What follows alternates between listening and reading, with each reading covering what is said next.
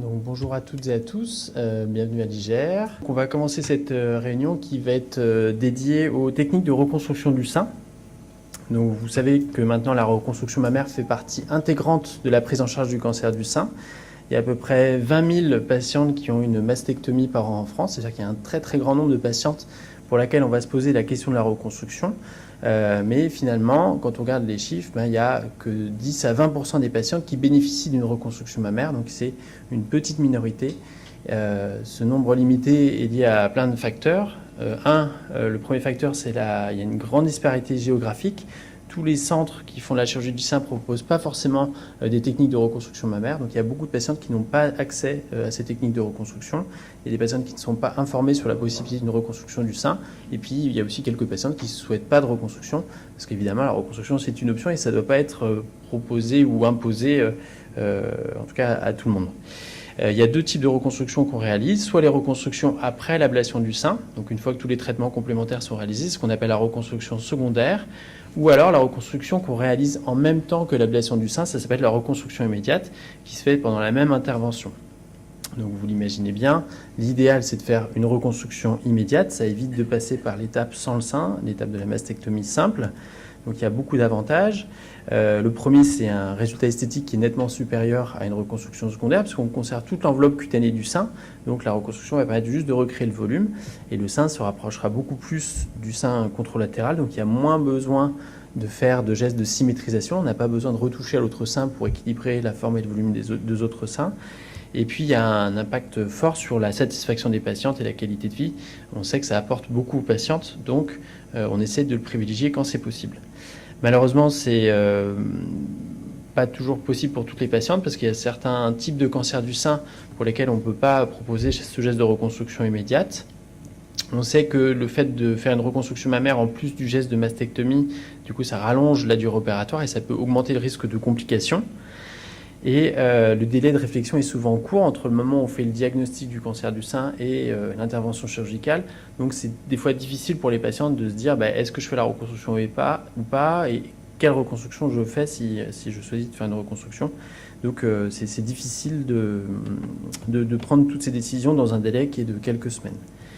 On propose ces gestes de reconstruction immédiate très largement chez les patientes qui ont des lésions de carcinome intracanalaire. Le carcinome intracanalaire, c'est un cancer du sein, mais qui reste strictement localisé au niveau du sein, qui ne donne pas de métastase à distance, pour lequel le seul traitement est le traitement chirurgical. Donc c'est un cas typique où on peut proposer un geste de reconstruction parce qu'on sait qu'il n'y aura pas de traitement complémentaire. L'autre indication phare de ces reconstructions immédiates, c'est les récidives après traitement conservateur. En fait, c'est des patientes qui ont déjà eu un cancer du sein des années auparavant. Elles ont déjà eu une tumorectomie, elles ont eu de la radiothérapie et elles font des années après une récidive du cancer sur le sein traité. Ces patientes ont déjà eu la radiothérapie, donc on ne va pas refaire la radiothérapie. Donc elles sont, pareil, candidates potentiellement à faire une reconstruction immédiate. Et puis l'autre indication phare, c'est les mastectomies prophylactiques. Donc c'est un geste préventif qu'on propose aux patientes qui ont un risque majoré de développer un cancer du sein. D'accord ? Donc ça peut être lié à une mutation génétique, ça peut être lié à une histoire familiale chargée. Donc chez ces patientes, on peut proposer, avant qu'il y ait un cancer qui se développe, de faire l'ablation de la glande mammaire et donc dans le même temps de reconstruire le sein. Donc évidemment, pour toutes ces patientes, il faut évaluer le risque de complications et évaluer le risque de traitement complémentaire, notamment la radiothérapie, parce que quand il y a des radiothérapies qui est prévue, on est plus prudent sur les indications de reconstruction immédiate parce que cette radiothérapie, elle peut altérer, abîmer la qualité de la reconstruction. Pour ce qui est de la reconstruction secondaire, c'est un petit peu différent puisque la très grande majorité des patientes peuvent bénéficier d'une reconstruction secondaire. Il n'y a pas vraiment de contre-indication absolue. Le fait d'avoir même une métastase ou même un délai très très long entre la fin des traitements et la reconstruction secondaire, c'est pas un problème. Ce qu'il faudra bien s'attacher à dépister, à traiter, c'est les facteurs de risque de complications qui sont maintenant bien connus. C'est le tabagisme, c'est le diabète, les problèmes de surpoids ou d'obésité. Et donc, ça peut être éventuellement un facteur limitant sur ces possibilités de reconstruction secondaire, mais il n'y a pas de contre-indication absolue. Donc la grande question, c'est de savoir quand est-ce qu'on peut faire cette reconstruction secondaire. Mais ça dépend directement du type de traitement qu'on a eu. Dans le cas idéal où il n'y a pas eu de traitement complémentaire, il y a eu juste le temps chirurgical, on peut proposer cette reconstruction secondaire dans les 3 mois qui suivent la chirurgie. Par contre, quand les patientes ont eu besoin d'avoir de la chimiothérapie ou de la radiothérapie, il faudra attendre un petit peu plus longtemps. S'il y a eu que de la chimiothérapie, on peut se dire qu'un délai de 6 mois, c'est un délai raisonnable pour proposer une reconstruction secondaire. Par contre, s'il y a eu la radiothérapie, il faudra attendre beaucoup plus longtemps. Pourquoi? Parce que les tissus vont rester pendant plusieurs mois très marqués par les effets de la radiothérapie. Il faut laisser le temps aux tissus de récupérer.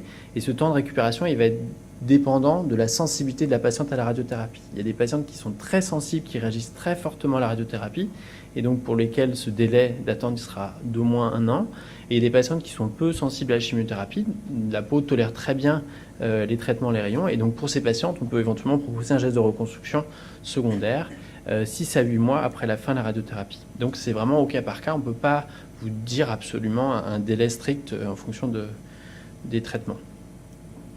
Et donc, quel est l'impact de la reconstruction sur le cancer? Maintenant, ça fait des années que les reconstructions mammaires sont réalisées.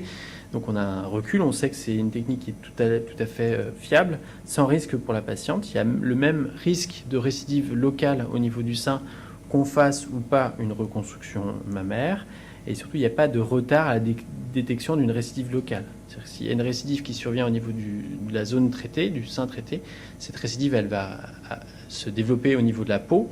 Et donc la reconstruction ne va pas cacher cette récidive et on n'aura pas de retard au diagnostic. Et donc la surveillance de ces seins reconstruits, c'est essentiellement une surveillance clinique, donc un examen du sein, une palpation du sein, et seulement s'il y a une anomalie, on proposera un bilan d'imagerie avec une échographie, une IRM ou autre chose, mais il n'y a pas d'imagerie systématique pour ces patientes qui ont une reconstruction. C'est à peu près clair ? Donc la reconstruction du sein ne se fait pas en une chirurgie, une étape. Il faut faire plusieurs interventions chirurgicales pour pouvoir reconstruire un sein. Et en général, on fait trois opérations, trois anesthésies générales. La première intervention va permettre de recréer le volume du sein, sa projection. Donc c'est l'étape la plus compliquée, la plus lourde, on va dire. Le deuxième temps de la reconstruction, c'est la symétrie. Donc faire en sorte que les deux seins soient de volume et de forme symétrique. Ça veut dire retoucher au sein reconstruit ou alors retoucher au sein contralatéral qu'on peut augmenter, réduire, qu'on va adapter au sein reconstruit. Et puis la dernière étape, ce sera le mamelon et l'aréole qu'on viendra poser sur le volume du sein reconstruit. Donc c'est important de faire cette reconstruction du mamelon et l'aréole juste à la fin pour être sûr qu'elle soit bien positionnée par rapport au volume du sein reconstruit. Et donc entre chaque intervention, il va se passer 3 à 6 mois. D'abord pour laisser le temps au tissu de récupérer, de cicatriser, et puis parce que pour des problèmes de disponibilité, de chacun, des patientes ou de l'équipe chirurgicale, il faut le temps de programmer les choses, et en général, donc, ça prend 3 à 6 mois pour programmer chaque intervention. Donc, vous voyez que ce processus de la reconstruction mammaire, il prend beaucoup de temps, c'est étalé sur à peu près 1 année, et parfois, le délai avant de commencer cette reconstruction peut être plus ou moins long. Et donc, c'est important de bien se préparer à cette reconstruction. Et donc, déjà, de commencer à préparer les tissus, donc de libérer les adhérences cicatricielles en profondeur en massant les cicatrices. Donc ça, c'est un geste qu'on invite les patientes à faire tous les jours, plusieurs fois par jour. Et puis, si besoin, on peut demander un petit coup de main au kinésithérapeute qui va essayer de libérer encore plus, soit manuellement, soit avec un appareil comme on voit ici, le LPG, les adhérences cicatricielles en profondeur pour vraiment récupérer le maximum de souplesse dans les tissus et qu'ils soient le plus aptes à recevoir cette reconstruction mammaire. Qui est-ce qui détermine si on a besoin de séances de kinésithérapie et qui est-ce qui fait l'ordonnance en fait pour avoir accès à ces séances? Alors le plus souvent, c'est le chirurgien qui voit la patiente en consultation qui va décider s'il y a besoin ou pas de faire la kinésithérapie. Donc il évalue les tissus de la patiente, la souplesse de la peau, et si besoin, il va prescrire 10 ou 20 séances de kinésithérapie. On n'est pas forcément dans des séances qui sont prescrites de façon systématique. Donc effectivement, il n'y a rien de systématique sur la prescription des séances de kinésithérapie. C'est vraiment au cas par cas. Il y a des patientes qui ont une peau qui est très souple, et puis d'autres patientes qui ont une peau qui est très rigide. Donc on s'adapte en fonction des patientes. Et puis parfois, même avant la consultation avec le chirurgien, les patientes qui sont vues par l'oncologue médical déjà peuvent signaler au médecin qu'elles ont une peau qui est un petit peu rigide et le médecin peut faire la prescription ou même le médecin généraliste. Enfin, il n'y a pas de limite sur le prescripteur pour ces séances de kinésithérapie. Et puis donc pendant cette longue période de préparation, il faut aussi s'occuper à traiter au mieux des facteurs de risque de complications. Donc le premier facteur de risque, c'est le tabagisme. Donc il faudra interrompre le tabagisme avant de se lancer dans un geste de reconstruction. Pourquoi ? Parce qu'on sait que le tabac, c'est un facteur majeur de risque de complications, et notamment de nécrose cutanée, d'hématomes, d'infections. Donc on demande aux patientes d'arrêter le tabac plusieurs semaines, plusieurs mois avant la reconstruction pour que les choses se passent au mieux. L'autre chose aussi qu'on essaie d'équilibrer, c'est le poids. C'est important pour une patiente qui va se lancer dans un geste de reconstruction d'avoir le poids le plus stable possible. Pourquoi ? Parce que sinon, on va avoir du mal à retrouver une symétrie entre les deux seins s'il y a des variations de poids importantes. Donc ce qui compte, c'est pas tant un poids bas, c'est plutôt un poids constant. Donc ça, il faudra l'évaluer en consultation avant et, si besoin, adresser les patientes en consultation de diététique pour essayer d'équilibrer au mieux ce poids. Et évidemment, c'est important d'avoir une activité physique régulière, avoir une activité sportive. On sait que ça aide aussi beaucoup pour la préparation des patientes et que les choses se passent mieux chez des patientes qui sont assez actives. Et puis donc pendant cette longue période, c'est important de s'informer pour bien savoir vers quelle technique de reconstruction on s'oriente, qu'est-ce qui correspond le mieux à ses attentes. Et donc pour ça, vous avez la consultation, mais bon, effectivement, c'est des temps qui sont souvent assez courts. On attend 2 heures en salle d'attente, on voit le médecin ou le chirurgien pendant 10 minutes, et en 10 minutes, il faut parler de tout. Donc c'est juste impossible, c'est pour ça qu'on organise ces réunions d'information régulièrement. C'est pour ça aussi qu'il y a l'ERI qui existe, donc il ne faut pas hésiter à y aller et à y retourner. Il y a beaucoup de ressources d'informations qui sont disponibles. Et l'idée, donc, c'est de se préparer au mieux à cette reconstruction pour choisir la technique qui est la plus adaptée. Donc, pour ce qui est des techniques de reconstruction, il y en a 2 principales. Soit on fait une reconstruction du sein avec une prothèse, donc c'est un gel de silicone qui est entouré d'une enveloppe de silicone, et c'est cette prothèse qui va redonner au sein un volume, une projection. Soit on va utiliser les tissus de la patiente, donc on va prendre ailleurs sur le corps des tissus là où il y en a un excès, ça peut être de la peau, de la graisse, voire un muscle, et ces tissus on va les déplacer de là où ils sont vers le sein à reconstruire. Donc les prothèses, c'est ce qu'on fait chez la majorité des patientes, c'est à peu près, on va dire, 65-70% des patientes qui ont cette technique de reconstruction. Donc la prothèse, classiquement, elle est positionnée derrière le muscle grand pectoral. Le muscle grand pectoral, c'est un des muscles de la paroi thoracique et qui va couvrir partiellement la prothèse. Le plus souvent, on pose cette prothèse derrière le muscle. Pourquoi ? Parce que les tissus de couverture, la peau, est souvent assez fine, et comme il n'y a plus de glande mammaire, et donc pour masquer au mieux les reliefs de la prothèse, pour éviter qu'il y ait des complications et que la prothèse se retrouve exposée, on protège entre guillemets la prothèse et on cache la prothèse avec ce muscle de la paroi thoracique. Et donc la partie inférieure de la prothèse n'est couverte que par la peau, et donc c'est ce volume de prothèse qui recrée la projection et le volume du sein. Dans certains cas, on utilise des prothèses qu'on dit provisoires, des prothèses d'attente qu'on appelle aussi des expandeurs. En fait, c'est une poche d'eau. Donc il y a une enveloppe de silicone, à l'intérieur il y a de l'eau, et il y a une valve métallique qu'on voit ici en noir sur la prothèse. Et par cette valve, en fait, en injectant directement en consultation avec une aiguille, on va pouvoir faire varier le volume de l'expandeur, donc soit le gonfler, soit le dégonfler à la demande. Et surtout, on va pouvoir éventuellement recréer une poche de peau, une enveloppe cutanée, en réétirant progressivement la peau. Donc c'est une technique qu'on utilise assez largement ici à l'IGR et ça apporte beaucoup en termes de qualité de reconstruction.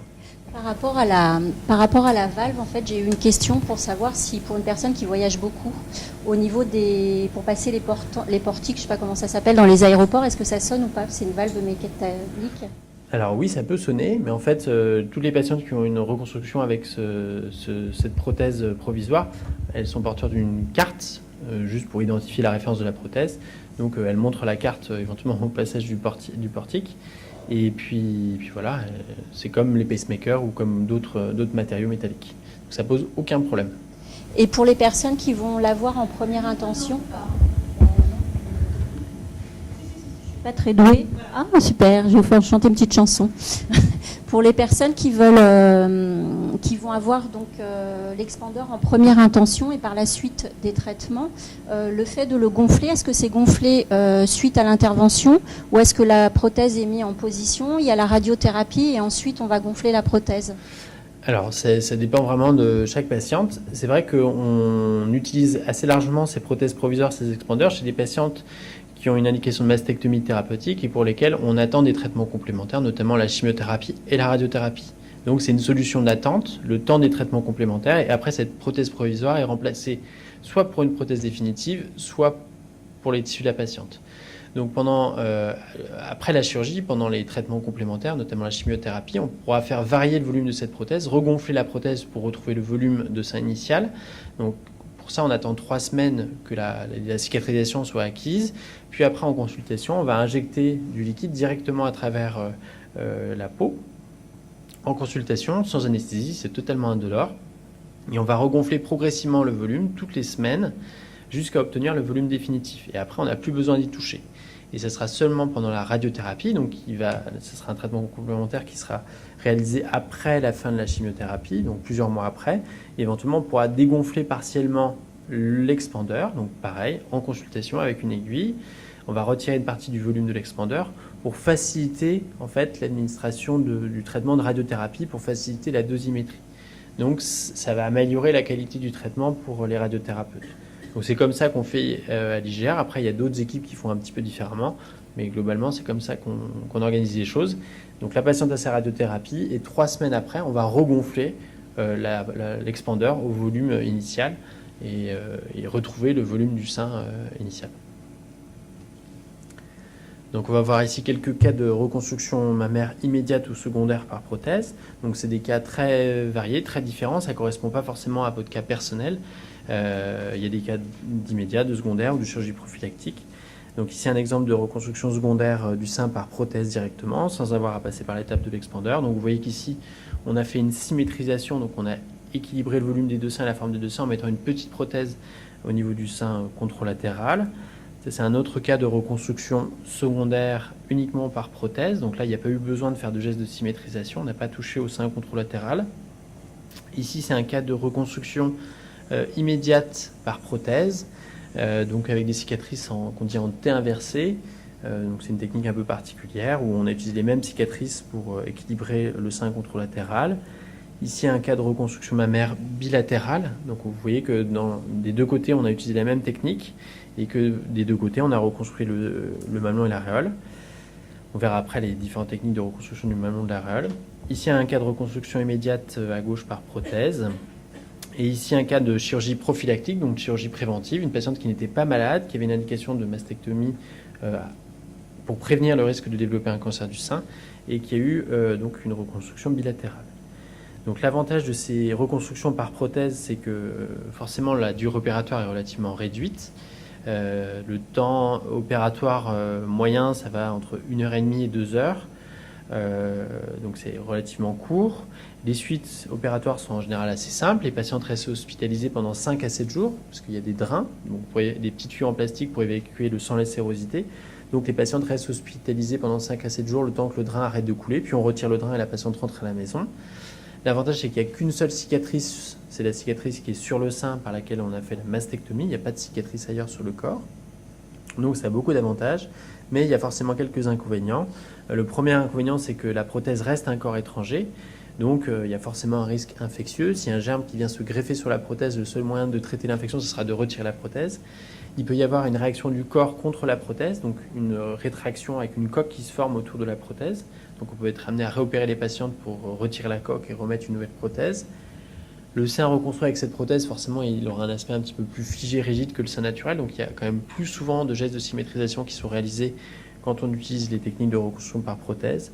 Et puis globalement, dans le temps, la qualité de la reconstruction peut avoir tendance à se dégrader un petit peu. Et donc on sait que toutes les patientes qui ont une prothèse sont forcément amenées à être réopérées à moyen ou long terme du fait de leur prothèse pour maintenir la qualité du résultat de la reconstruction. Est-ce que vous avez une marge de manœuvre sur le volume, sur les gros volumes aussi de poitrine, ou est-ce que c'est vraiment indiqué dans des petits volumes de poitrine ? Alors, on a maintenant la possibilité d'utiliser les prothèses pour à peu près tous les volumes de sein à reconstruire. Donc, on n'a plus de limite liée au volume de sein. Par contre, il faut savoir que plus le volume est important, et sans doute moins bien la prothèse va vieillir. Donc, il faut trouver le bon équilibre entre le volume que souhaite la patiente et puis ce qu'on peut attendre en termes de qualité de résultat à long terme. Donc ça, c'est une discussion qu'on a avec la patiente en consultation. On essaie de voir quelles sont ses attentes en termes de volume de sein. Et en fonction, on choisit le volume de la prothèse, sachant que le plus souvent, les patientes, ce qu'elles demandent, c'est d'avoir quelque chose de symétrique, d'équilibré, d'harmonieux. Elles acceptent le plus souvent qu'on réduise un petit peu le volume du sein si, en contrepartie, on a une symétrie et éventuellement un résultat qui est de meilleure qualité à long terme. Donc, se pose aussi souvent la question de quelle est la durée de vie des prothèses. Donc il n'y a pas de réponse qu'on peut vous donner nette par rapport à ça, parce qu'en fait les prothèses elles vieillissent différemment en fonction des patientes. Il y a des prothèses qui vont vite vieillir, mal vieillir, et pour lesquelles donc, on sera amené à repérer rapidement les patientes à 5 ans, 10 ans. Et puis au contraire, il y a des prothèses qui ne bougent pas du tout dans le temps, qui ne vieillissent pas, et donc on peut éventuellement laisser ces prothèses un petit peu plus longtemps, 10, 15 ou même 20 ans. Donc il n'y a pas de règle absolue quant au délai maximum d'utilisation d'une prothèse ou de délai pour changer la prothèse. Ça dépend vraiment de la patiente, c'est au cas par cas, et s'il y a un sein qui est stable et qui n'a pas bougé dans le temps, il n'y a aucune raison d'y toucher. Donc, oui.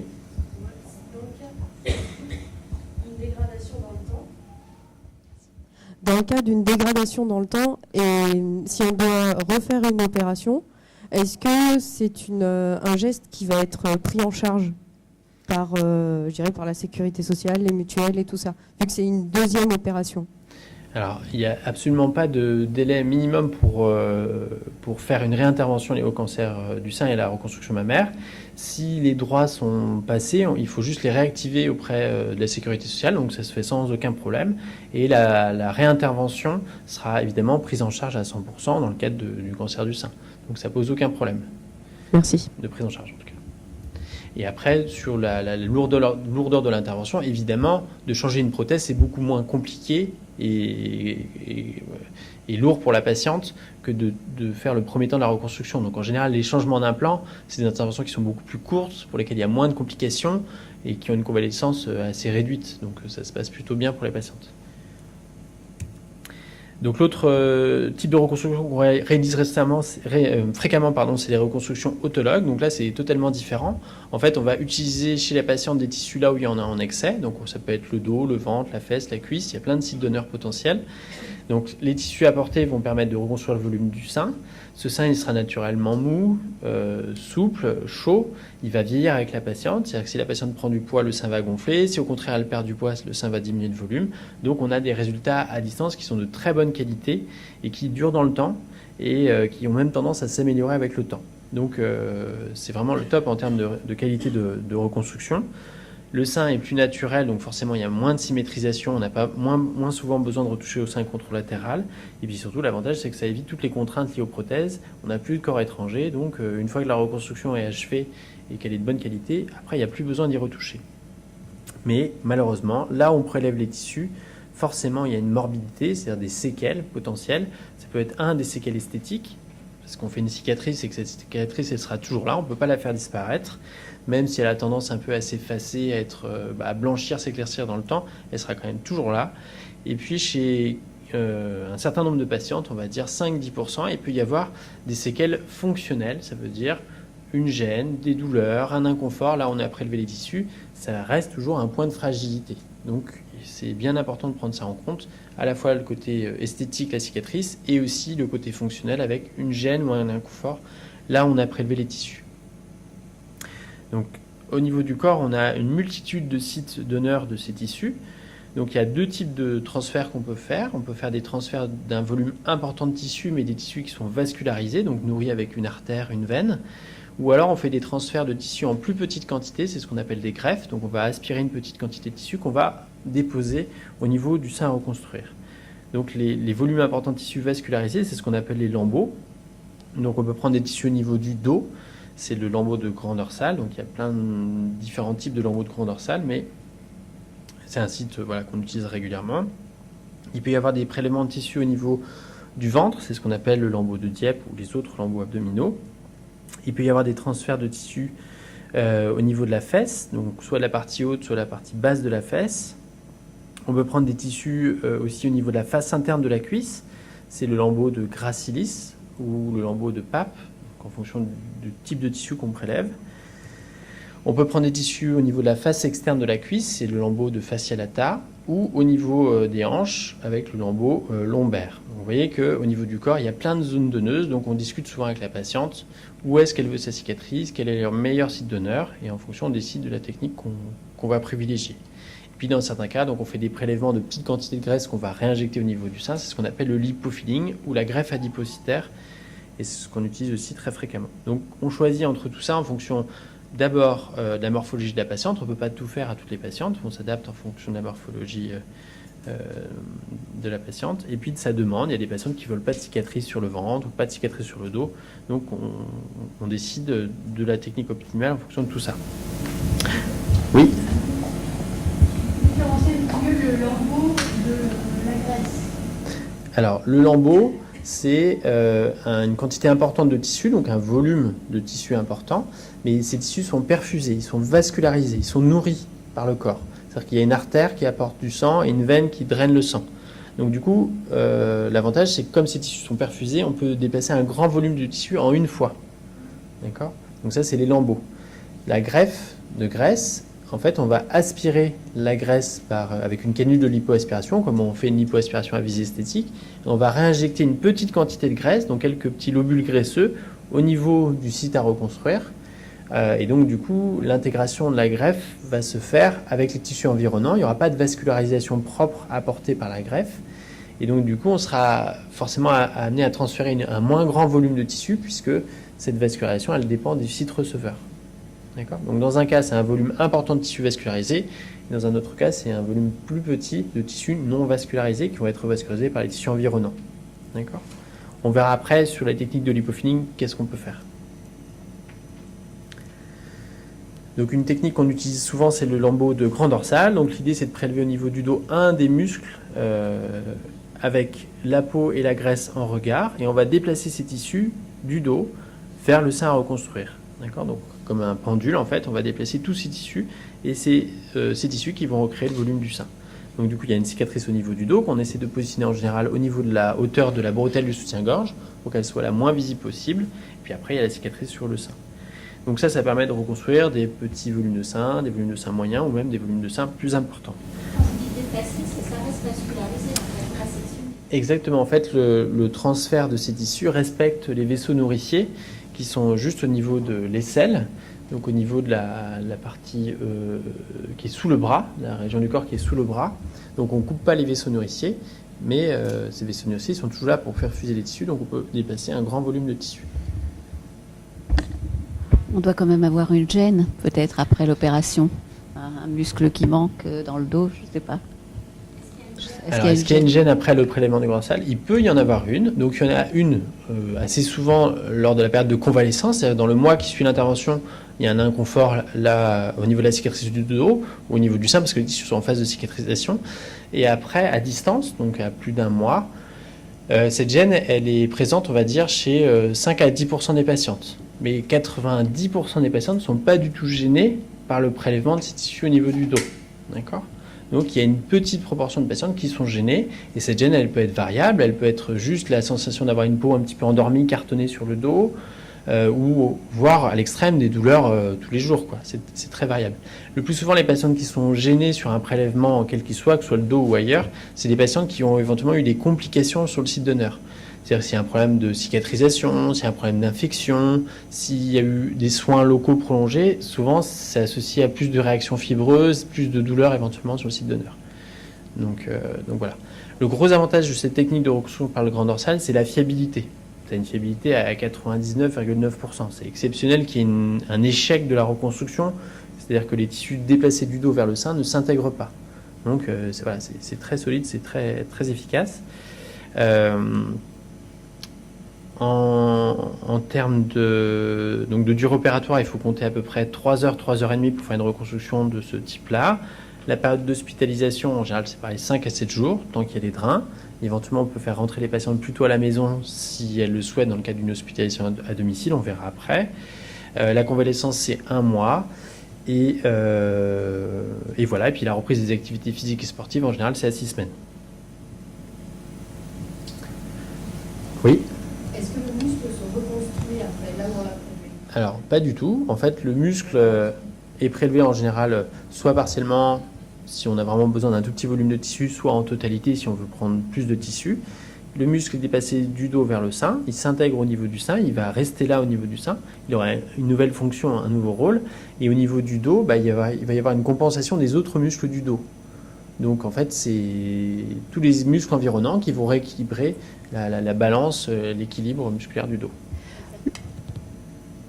Donc ça peut éventuellement en termes de séquelles esthétiques pour le prélèvement du grand dorsal, ça ne fait pas un trou, mais ça peut éventuellement effacer les plis naturels du dos. On va voir après sur les photos.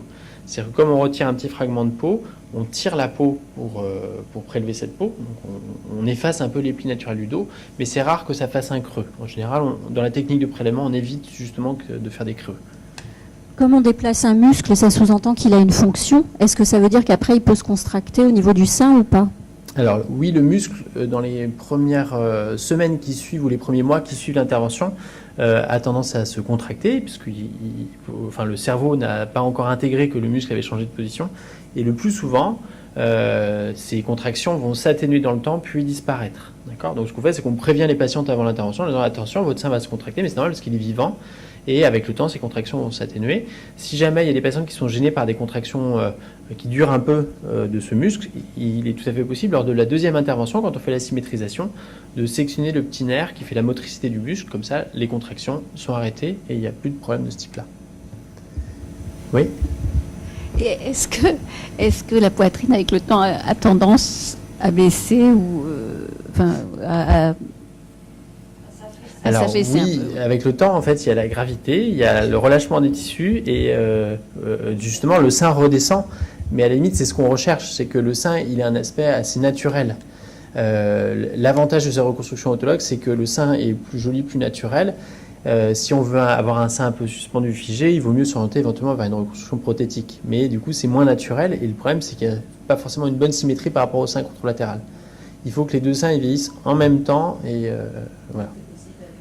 Donc c'est possible. Et c'est pour ça aussi que quand on fait ces techniques de reconstruction autologue, on évite d'utiliser des prothèses. Parce que du coup, si on fait un lambeau plus la prothèse, finalement, on cumule les inconvénients des deux techniques. On a à la fois la morbidité du site donneur et à la fois la morbidité de la prothèse.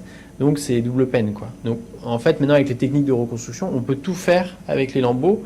On n'a pas forcément besoin d'associer une prothèse. Ou en tout cas, c'est très rare qu'on associe la prothèse.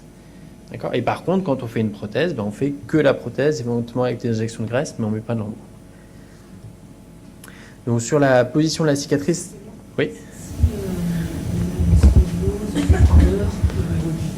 Est-ce qu'après il y a une incidence? Alors oui, c'est un problème de douleur chronique, de lombalgie chronique.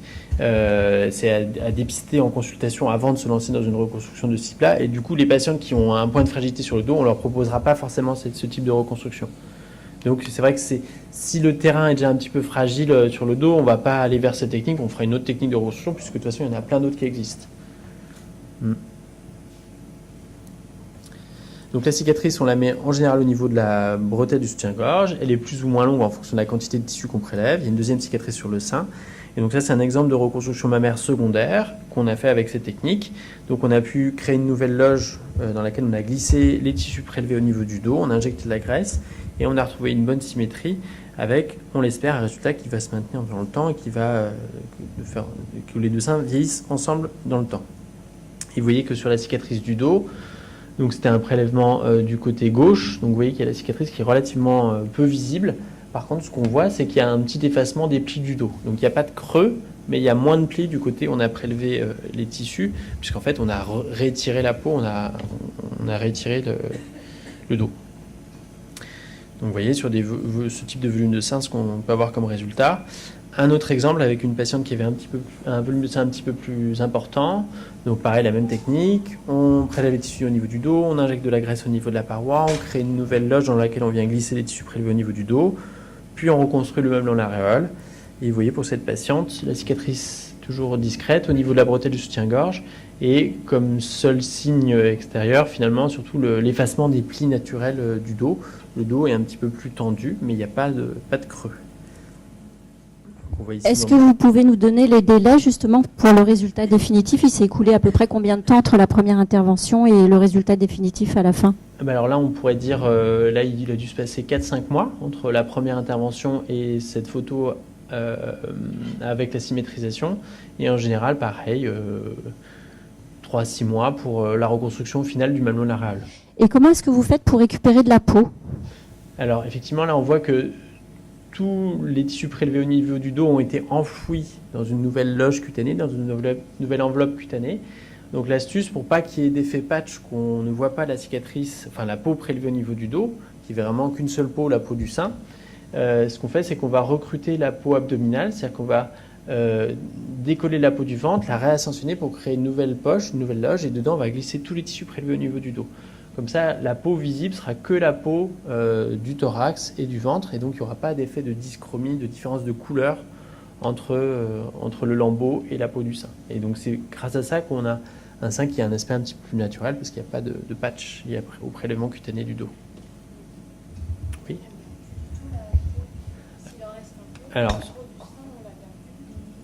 Alors la peau du sein, vous voulez dire pour une reconstruction secondaire? Alors, est-ce qu'on garde la peau du sein pour une reconstruction secondaire? Non, le plus souvent, il n'y a plus de peau, puisqu'en fait, la mastectomie a été faite. Donc, il peut y avoir des petits excès de peau, mais ce n'est pas ça qui va permettre de recréer une loge suffisante. Donc, il faut tricher, il faut aller trouver des tissus ailleurs. Donc, les tissus, il y a une réserve naturelle de peau qui est en région abdominale. Donc, on peut ascensionner cette peau abdominale pour créer une nouvelle loge. Et si jamais on n'a pas de laxité sur la peau abdominale, il va falloir prendre la peau soit du dos, soit du ventre, soit d'ailleurs, qu'on va intégrer dans la cicatrice de mastectomie pour corriger le manque de peau. Oui. Alors, cette technique peut être aussi de recruter de la peau du ventre, peut être aussi utilisée en cas de reconstruction prothétique, notamment reconstruction secondaire. Donc, on va recruter la peau abdominale pour créer une plus grande loge dans laquelle on va mettre une prothèse définitive. Et si jamais la laxité abdominale n'est pas suffisante, dans ce cas-là, on va tricher. On va recruter la peau du ventre au maximum et on va mettre une prothèse provisoire, un expandeur qui va réétirer cette peau pour recréer une loge suffisante, puis après, on remplacera l'expandeur par une prothèse définitive. Et quand on fait une opération, quand on fait par exemple la mastectomie et que l'expandeur est posé directement après la mastectomie, à ce moment-là, la peau il n'y a pas de peau du tout qui a été enlevée. Alors, effectivement, quand on fait la reconstruction immédiate, c'est-à-dire quand on fait la reconstruction du sein en même temps que la mastectomie, on garde l'enveloppe cutanée du sein et donc du coup on garde le bénéfice de la peau du sein et on n'a plus besoin d'aller recruter de la peau ailleurs. Donc c'est le vrai avantage des reconstructions immédiates, c'est qu'on utilise toute la peau du sein et que du coup on peut avoir un volume plus important de prothèses ou d'expandeurs parce qu'il y a une bonne enveloppe cutanée. Oui. Si on fait une reconstruction prothétique et qu'il y a eu le grand pectoral a été en partie enlevé, donc il en reste très peu. Donc est-ce qu'il est quand même possible de mettre une prothèse comme ça? Alors, il est possible effectivement, quand on a une chirurgie de mastectomie, que pendant cette mastectomie on a retiré une partie du muscle du grand pectoral, de faire des reconstructions par prothèse, puisqu'en fait le premier facteur limitant, ça va être la qualité de la peau qui va couvrir la prothèse. Si la peau est de bonne qualité, si elle est assez épaisse, si elle est assez souple, qu'il y ait un muscle ou pas en dessous, on pourra faire la reconstruction par prothèse. Par contre, si en plus de plus avoir de muscle ou que le muscle ait été abîmé et qu'en plus on a une peau de mauvaise qualité, là ça devient compliqué de faire une reconstruction par prothèse. Donc il va falloir tricher, soit on fait une injection de graisse avant la reconstruction par prothèse pour essayer d'améliorer la qualité des tissus, préparer le site receveur, soit éventuellement il faudra s'orienter vers une autre technique de reconstruction, plutôt un lambeau. D'accord ? Et peut-être, je ne sais pas, quelque chose peut se passer. Est-ce qu'il est possible de le remettre ou pas? Alors non, c'est pas l'idée. Donc imaginons, enfin votre question c'est peut-être, est-ce que si jamais il y a des complications fonctionnelles liées au prélèvement du grand dorsal, on peut revenir en arrière? Non. Parce qu'en fait, une fois que le muscle est en place, de le remettre dans sa position initiale, ça ne va pas supprimer l'inconfort, les gênes, les douleurs, puisqu'en fait, ces séquelles, elles sont liées au fait que les tissus ont été opérés. De les réopérer, ça ne va pas faire revenir en arrière, quoi. Donc non. Et par contre, il y a d'autres choses qu'on peut faire localement pour essayer de traiter ces séquelles fonctionnelles. On peut faire des réinjections de graisse, on peut faire du travail de la kinésithérapie pour assouplir la cicatrice, on peut faire des reprises de cicatrices. Voilà, il y a plein de choses qui sont possibles de faire. Donc on voit ici le résultat avant-après de cette reconstruction par le grand dorsal. On peut le faire ici sur des volumes de sein moins importants. Donc pareil, on recrée une poche dans laquelle on va glisser les tissus prélevés au niveau du dos, on injecte de la graisse, on fait la reconstruction du mamelon de l'aréole. Et on voit ici, la cicatrice est beaucoup plus visible. Pourquoi? Parce qu'en fait, cette cicatrice, elle est plus récente. Donc la cicatrice, quand les tissus viennent d'être opérés, la cicatrice est relativement visible, elle est rouge, et puis après, seulement avec le temps, elle va commencer à blanchir et être moins visible. Donc en général, l'aspect final des cicatrices, c'est à peu près à 1 an de la chirurgie. Alors ça dépend du volume de tissu qu'on a à prendre. Effectivement, une cicatrice, parfois, elle peut être un petit peu oblique, remonter plus haut que la bretelle du soutien-gorge si on doit prendre un volume plus important de tissu. Il vaut mieux avoir une cicatrice qui est légèrement oblique mais qui suit les plis naturels du dos qu'avoir une cicatrice à tout prix horizontale qui va être cassée par les plis du dos et donc du coup sera plus visible. Donc on fait avec la laxité des tissus et les plis naturels du dos. Donc là, le résultat avant-après. Un autre cas, cette fois-ci, donc de reconstruction immédiate. Donc une dame qui avait des lésions de carcinome intracanalaire, donc des lésions limitées au sein, pour lesquelles la mastectomie suffit au traitement. Donc on a fait un premier temps de reconstruction immédiate en réduisant une partie de l'enveloppe cutanée du sein, en réduisant une partie du volume du sein. Puis un deuxième temps avec la symétrisation. Donc on réduit, on remonte le deuxième sein pour avoir un volume symétrique. Et la cicatrice dans le dos qui est là un petit peu plus visible. Mais vous voyez que chez cette patiente, donc en 2 interventions, on arrive à recréer un volume de sein. Et ça, en l'occurrence, c'était une patiente qui est agricultrice et elle a eu aucune gêne liée au prélèvement du grand dorsal. Vraiment, ça n'a eu aucun impact sur son activité professionnelle, physique, même donc chez des travailleurs manuels. C'est pour vous dire que globalement, c'est une intervention qui se passe quand même plutôt bien. La seule gêne qu'elle avait, c'était au moment où elle grimpe dans son tracteur, parce que du coup, avec le bras, quand elle attrape la poignée, elle avait du mal à se hisser, mais sinon, pour tous les autres gestes, il n'y avait vraiment aucun problème. C'est une intervention qui dure combien de temps, et le temps d'hospitalisation et le temps de récupération? Donc l'intervention du grand dorsal dure en général entre 3 heures et 3 heures et demie, selon que c'est une reconstruction immédiate ou une reconstruction secondaire. La durée d'hospitalisation, c'est en général 5 à 7 jours, et la période de convalescence, c'est 1 mois de repos. Voilà. Et on reprend les activités professionnelles en général à 1 mois, et la reprise des activités physiques et sportives se fait à 6 semaines. Donc encore un autre cas, cette fois-ci de reconstruction immédiate. Donc là, c'est une patiente qui avait eu ce qu'on appelle une tumorectomie, c'est-à-dire qu'elle avait une lésion qui était initialement de petite taille. Donc on a choisi de retirer la lésion en conservant le sein. Malheureusement, à l'analyse définitive des tissus, on s'est aperçu qu'il y avait plus de lésions qu'estimé initialement à la radiographie. Donc on a été obligé de faire une mastectomie, de retirer le reste de la glande mammaire. Mais on a fait la reconstruction dans le même temps avec les tissus prélevés au niveau du dos. Et voici le résultat de la reconstruction à droite, avec une cicatrice qui est là aussi assez peu visible au niveau de la bretelle du soutien-gorge. Donc vous voyez, avant-après, en termes de volume. Dans certains cas, même pour des mastectomies en cas de cancer, donc mastectomie thérapeutique, on peut éventuellement faire l'ablation de la glande mammaire tout en conservant le mamelon et l'aréole. Donc vous voyez que chez cette patiente, la symétrie n'est pas parfaite. Il y a un défaut de volume du côté droit, mais le fait d'avoir gardé le mamelon et l'aréole, ça donne un résultat quand même de bien meilleure qualité, un résultat beaucoup plus naturel. Donc on voit ici le résultat avant-après. Donc c'est une patiente, en un temps, elle a eu ce résultat. Ça veut dire qu'elle aura sans doute besoin d'1 ou 2 interventions pour faire des réinjections de graisse au niveau du sein, pour regonfler un petit peu le sein, pour retrouver un équilibre par rapport à l'autre côté. Mais voilà, ça apporte beaucoup quand on peut le faire, de garder le mamelon et l'aréole. Quand vous parlez de réinjection de graisse, c'est une opération également qui se fait sous anesthésie générale ou... Alors, les réinjections de graisse, oui, se font sous anesthésie générale. Donc, parce qu'en fait, il y a 2 moments à cette intervention. Il y a le prélèvement de graisse qu'on fait avec une lipoaspiration, là où il y a de la graisse en excès, et après un deuxième temps où, cette fois-ci, on réinjecte la graisse. Donc, comme il y a 2 sites, que souvent on est obligé d'aspirer un volume assez important de graisse, on préfère le faire sous anesthésie générale, mais c'est une anesthésie qui est courte, qui dure en général 3/4 d'heure, 1 heure maximum, et qui se fait le plus souvent en ambulatoire. C'est-à-dire que la patiente, elle vient le matin, et le soir, elle est chez elle à la maison, avec une convalescence qui est de 15 jours. Donc, ce n'est pas une intervention très lourde. Oui. Alors oui, la graisse réinjectée au niveau du sein va partiellement se résorber. C'est-à-dire que quand on injecte 100 cc de graisse, peut-être il y a 60 ou 70 cc de graisse qui va rester intégrée au niveau du sein. Et il y a 30% de graisse qui va éventuellement se résorber dans les mois qui suivent. Mais une fois que la graisse est là, après, elle ne bouge plus. Elle vieillit avec la patiente. D'accord ? Donc il n'y a pas besoin de répéter tous les ans les injections de graisse. Une fois que la graisse est là, c'est pour de bon. D'accord ? Et la quantité de résorption dépend directement de la qualité du site receveur Il y a des endroits où on réinjecte de la graisse, puis il n'y a rien qui prend parce que les tissus sont très fragiles, très abîmés. Et puis par contre, si on réinjecte de la graisse, par exemple, dans un muscle, quasiment toute la graisse injectée va s'intégrer. Donc ça dépend vraiment du site receveur. Oui.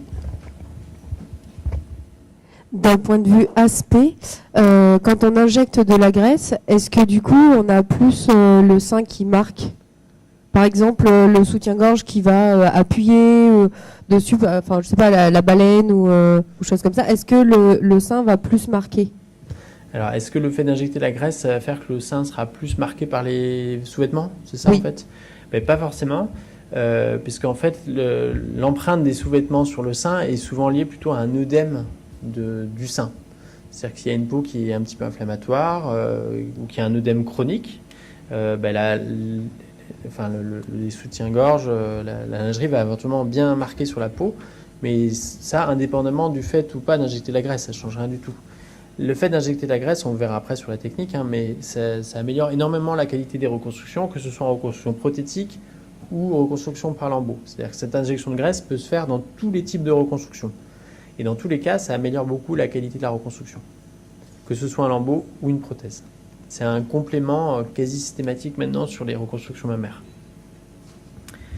Est-ce que, juste une dernière question, est-ce que le fait d'avoir des gènes repérés peut être une contre-indication pour justement ces injections de graisse ou pas? J'ai pas entendu. Le fait d'avoir des gènes, BRCA1 ou BRCA2, est-ce que ça peut être une contre-indication pour une injection de graisse? Alors non, une prédisposition génétique n'est pas une contre-indication à une injection de graisse. Voilà, c'est pas du tout une contre-indication. Il n'y a pas de risque pour la patiente d'injecter de la graisse si elle a une prédisposition génétique. Donc l'autre technique qu'on utilise très régulièrement, surtout à l'IGR, c'est les reconstructions par les tissus prélevés au niveau du ventre. Donc là, l'idée, c'est de prendre l'excès de peau et de graisse entre l'ombilic et le pubis. C'est ce qu'on appelle le lambeau de Dieppe. Donc c'est de la peau, de la graisse, et on ne prélève pas les muscles sous-jacents. C'est-à-dire qu'on reste très conservateur sur ce qui va faire la rigidité de la paroi abdominale et toute la fonction de la paroi abdominale. C'est-à-dire qu'on va disséquer les vaisseaux nourriciers de la peau et de la graisse dans les muscles en préservant les nerfs des muscles jusqu'au vaisseau source. Et en fait, on va dépecer tous ces tissus en préservant le muscle sous-jacent. Et donc les techniques qu'on faisait avant de reconstruction par le lambeau de Tram, où il y avait de la peau, de la graisse et du muscle, maintenant on ne le fait plus du tout.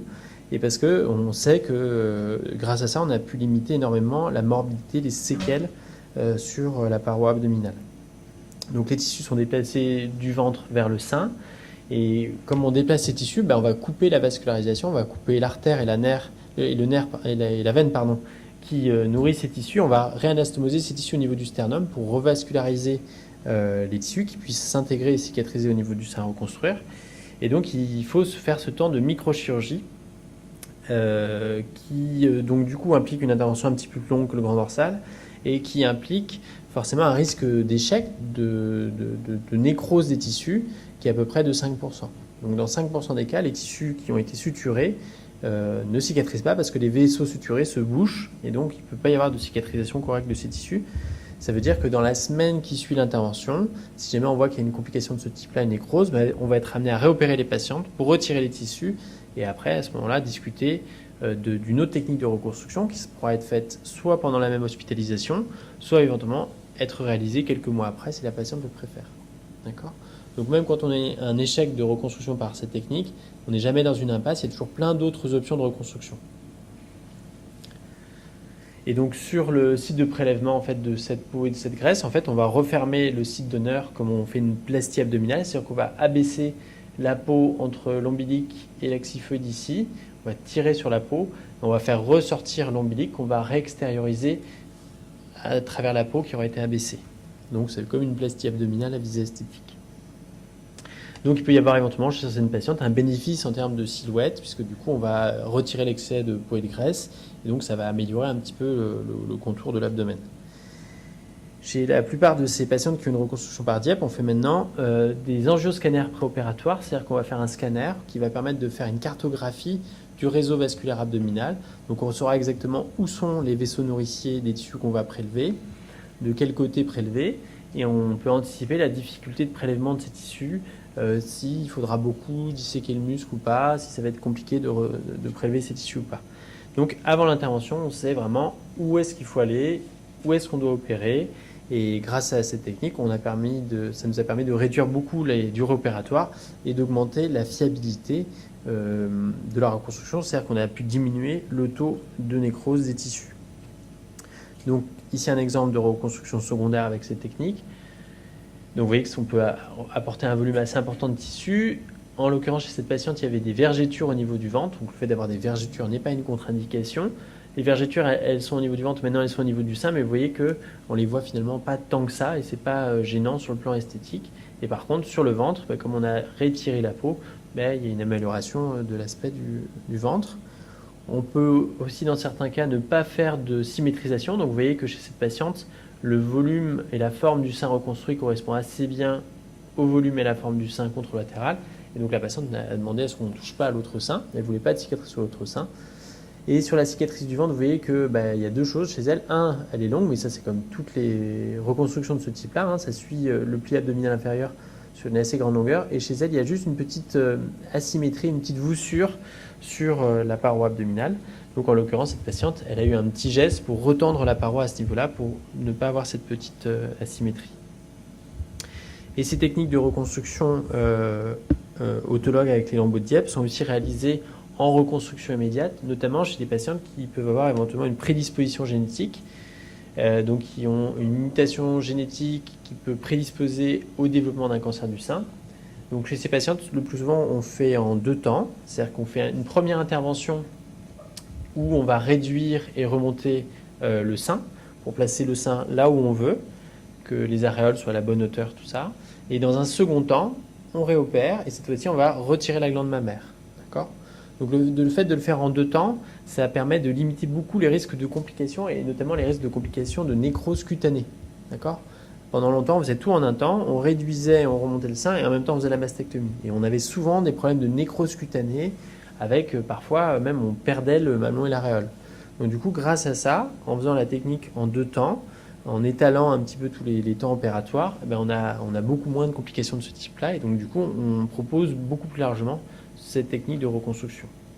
Donc là, c'est un cas où on devait réduire et remonter l'enveloppe cutanée du sein, mais il y a d'autres cas où on n'a pas besoin de toucher l'enveloppe cutanée du sein, comme ici. Et donc là, on fait tout en un temps, évidemment. Mais voilà, c'est au cas par cas.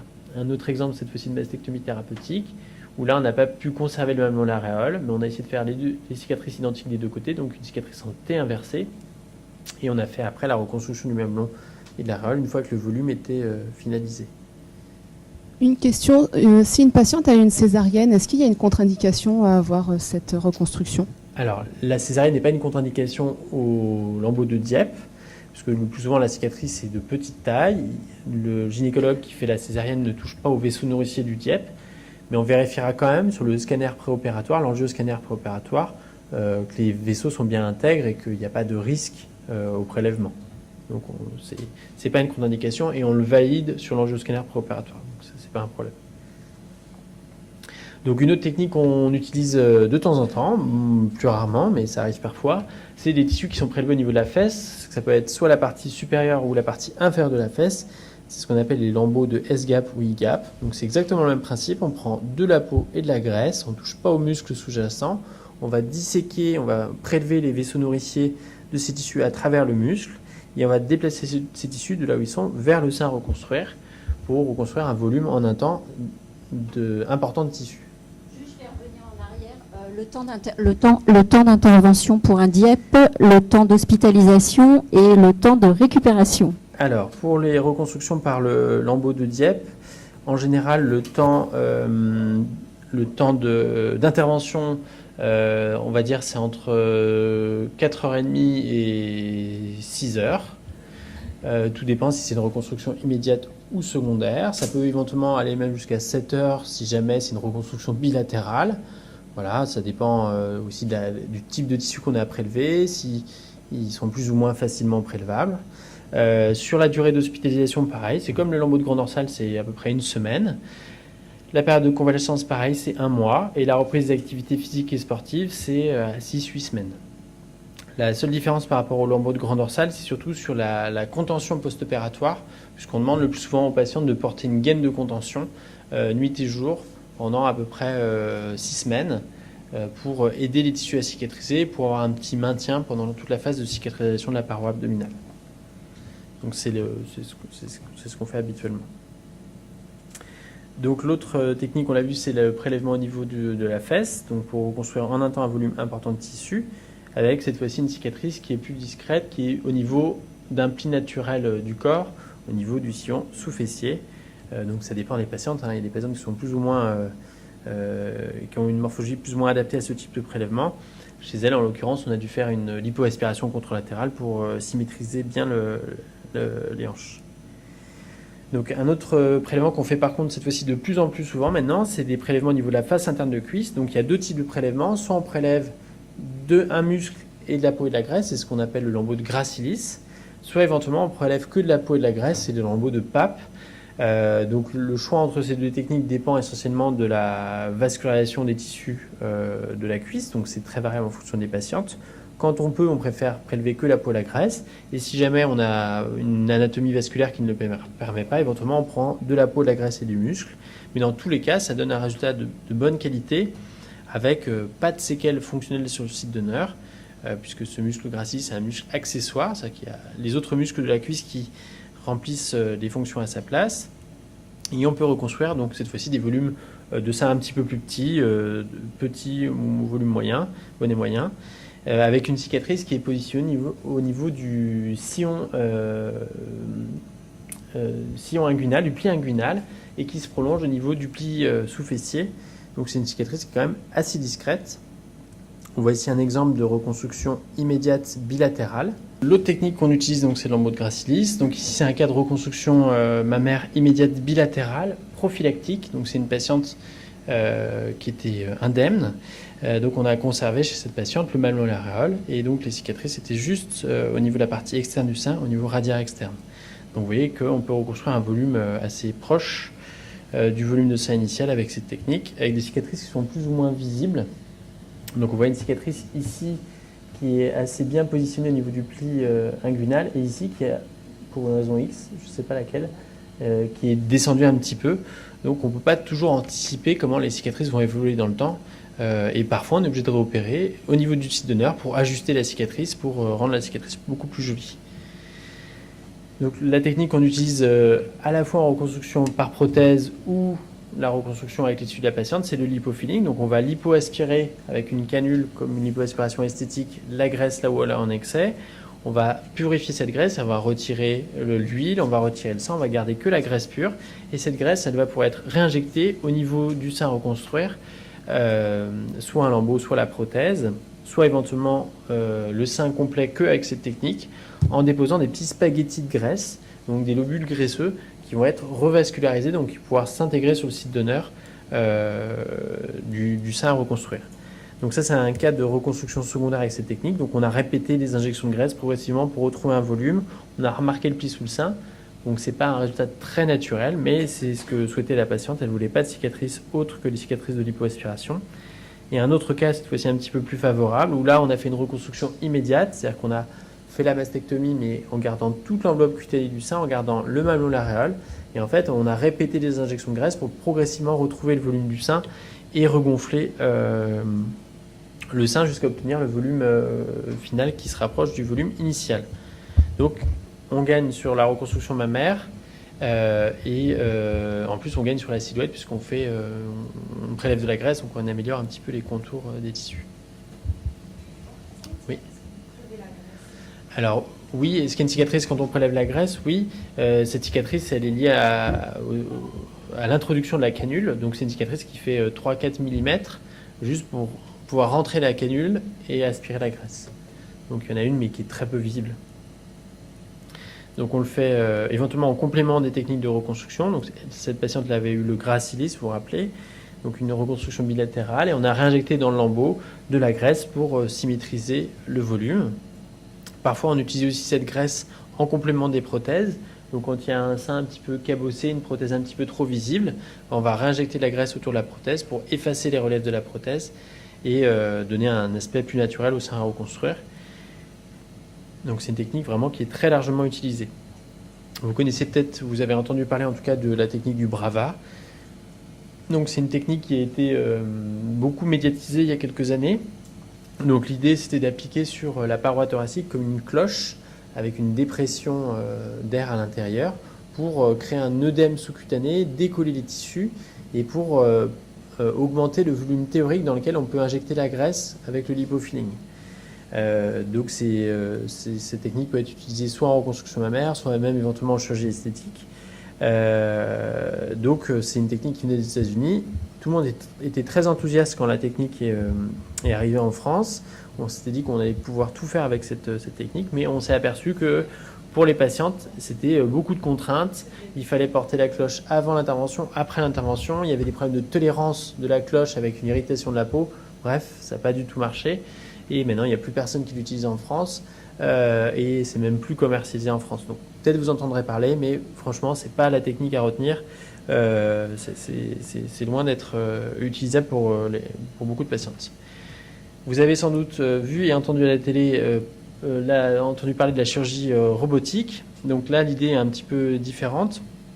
On sait que les robots chirurgicaux proposés maintenant permettent d'accéder à des zones qui ne sont pas accessibles par la main du chirurgien. Donc on peut éventuellement se dire qu'on va déporter les cicatrices, plus avoir de cicatrices de mastectomie directement sur le sein, mais avoir la cicatrice à distance, sur la paroi latérothoracique notamment, pour garder le sein le plus naturel possible et plus avoir de marques sur le sein. Donc il y a un essai, c'est une étude qui est faite à Gustave Roussy, où il y a une trentaine de patientes qui ont été inclus, qui ont été opérées avec ces techniques. Il semble que les résultats soient très encourageants. On a des bons résultats esthétiques, on a peu ou pas de complications, il y a une bonne satisfaction des patientes. Mais c'est une technique qui est encore à l'étude, qui ne peut pas être proposée par toutes les patientes. Déjà parce qu'il y a un coût du robot qui est considérable. On ne pourra pas opérer toutes les patientes pour des indications de mastectomie avec cette technique. Mais chez certaines patientes, notamment des patientes qui ont une indication de chirurgie préventive, ça peut être intéressant. Après, le fait de déplacer cette cicatrice hors du sein, pour les patientes, c'est très important. Mais après, on sait d'expérience que quand la cicatrice, par exemple, elle est positionnée au niveau du sillon sous-mammaire, finalement, elle n'est pas si visible que ça parce que c'est un pli naturel du dos et que ces cicatrices qui sont un petit peu plus excentrées, elles ne suivent pas forcément les plis naturels du dos, donc parfois elles sont un petit peu visibles. Donc on essaie de les cacher par le soutien-gorge. Mais en tout cas, c'est une technique qui est très prometteuse et qui va continuer à se développer très certainement. Si j'ai bien compris, aujourd'hui on a un essai avec le l'enquête pour nous, il y a certaines indications très particulières qui ont été dans le cadre de cet essai, c'est pas forcément proposé à tout le monde. Exactement. Il y a quelques patientes qui pourront participer à cet essai, mais malheureusement pas toutes les patientes. Le plus souvent, cette technique est proposée chez les patientes qui ont une indication de chirurgie bilatérale avec conservation du malléoléral, évidemment, puisque l'idée c'est de ne pas mettre de cicatrices sur le sein. Et donc c'est surtout des patientes qui ont une indication de chirurgie à visée préventive prophylactique. Est-ce qu'en termes de temps d'intervention, il y a un lien ou est-ce qu'on est sur un lien pour la patiente en termes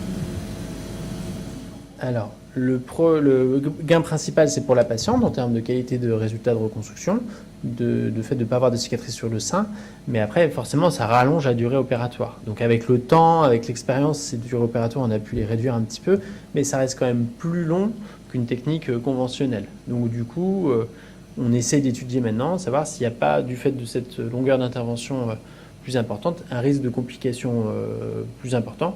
Et au vu des premiers résultats, ce n'est pas le cas. Mais c'est une étude qui est en cours. Est-ce qu'avec le robot, vous pouvez faire toutes les techniques de chirurgie préparatrice? Alors pour l'instant, la technique de mastectomie par robot est réservée pour les reconstructions par prothèse. Peut-être que dans les mois ou dans les années à venir, on pourra élargir un peu les indications, mais pour l'instant, c'est que les prothèses. Donc sur les modalités d'hospitalisation, l'hospitalisation conventionnelle classique est encore assez fréquente. En général, quelle que soit la technique de reconstruction, l'hospitalisation pour le premier temps de la reconstruction mammaire, c'est 5 à 7 jours. Donc, pourquoi ? Parce qu'il y a des drains, donc des petits tuyaux en plastique qui évacuent le sang et la sérosité pendant la phase de cicatrisation. Et tant que ces drains sont présents, souvent on garde les patientes hospitalisées, mais dès que les drains sont retirés, la patiente peut rentrer chez elle à la maison. Et chez les patientes qui ont la demande, le souhait de rentrer le plus tôt possible à la maison, on organise donc une hospitalisation à domicile. Donc en consultation préopératoire, déjà on organise la suite de la convalescence et donc on prévoit un retour à la maison au 2e ou 3e jour qui suit l'intervention. Et puis dans à peu près un quart des actes de reconstruction mammaire, on peut proposer une chirurgie ambulatoire, c'est-à-dire que la patiente elle vient le matin, elle est opérée dans la matinée et le soir elle rentre chez elle à la maison et elle fait sa convalescence à la maison. Ça c'est pour toutes les patientes qui n'ont pas besoin de drain au niveau du site opératoire. À partir de quel moment on peut prendre rendez-vous avec un chirurgien, par exemple, une patiente qui est en radiothérapie, à quel moment on peut prendre rendez-vous avec un chirurgien et est-ce qu'elle doit attendre la fin de ses traitements et attendre qu'on l'oriente vers un chirurgien ou est-ce qu'elle peut anticiper? Alors, quand on est dans une démarche de reconstruction mammaire, le plus souvent, le plus tôt on prend contact avec le chirurgien qui fait la reconstruction, et le mieux c'est, parce que déjà, c'est une décision qui est difficile à prendre, qui demande beaucoup de préparation, et puis surtout parce que les délais opératoires peuvent être assez longs, donc c'est important de bloquer un petit peu les choses en amont, en avance, donc de reprendre le rendez-vous le plus tôt possible, qu'on soit ou pas en traitement adjuvant. Voilà, il est toujours possible de planifier les choses à l'avance et de programmer les choses à l'avance. Donc, nous, on invite plutôt les patientes à consulter le plus tôt possible. Et la durée maximale pour envisager une reconstruction après mastectomie? Alors, il n'y a pas de durée maximale pour envisager une reconstruction après mastectomie. Il n'y a pas de date limite, quoi. Donc, même, on l'a vu tout à l'heure, si des patientes ne sont plus prises en charge à 100% pour leur cancer du sein, elles peuvent réactiver auprès de leur centre de sécurité sociale la prise en charge et demander une reconstruction. Oui. Tous les chirurgiens de l'IGR font ce type de reconstruction, il y a une spécialité dans... Alors, la quasi-totalité des chirurgiens font tous les types de reconstruction. Si vous prenez un rendez-vous avec un chirurgien plasticien, il sera à même de vous proposer toutes les techniques. Et est-ce qu'on peut demander un deuxième avis? Est-ce qu'on peut demander un deuxième avis? Oui, tout à fait, il ne faut pas hésiter. C'est bien de demander un deuxième avis parce que du coup, les explications données par le chirurgien ne sont pas forcément les mêmes, ça donnera un regard différent, il aura une approche peut-être un petit peu différente. Donc oui, nous, les patientes, on les invite à avoir un deuxième avis, ça ne pose aucun problème. Il ne faut pas hésiter.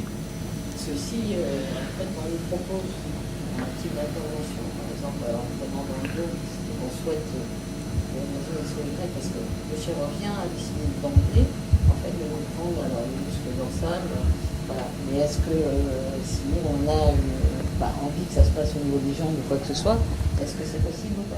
Alors oui, même si la décision prise initialement aurait été vers un site de prélèvement, par exemple le dorsal, on peut tout à fait donc soit revoir le chirurgien et lui dire finalement moi je serais plutôt intéressé vers tel site de prélèvement et en rediscuter avec lui, soit éventuellement prendre un avis avec un des autres chirurgiens de l'équipe, mais ça ne pose pas a priori de problème puisqu'on fait toutes les mêmes techniques de reconstruction.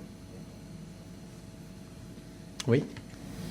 Parce que j'ai bien compris, est-ce qu'on pourrait éventuellement opter pour une reconstruction minimaliste avec simplement une réduction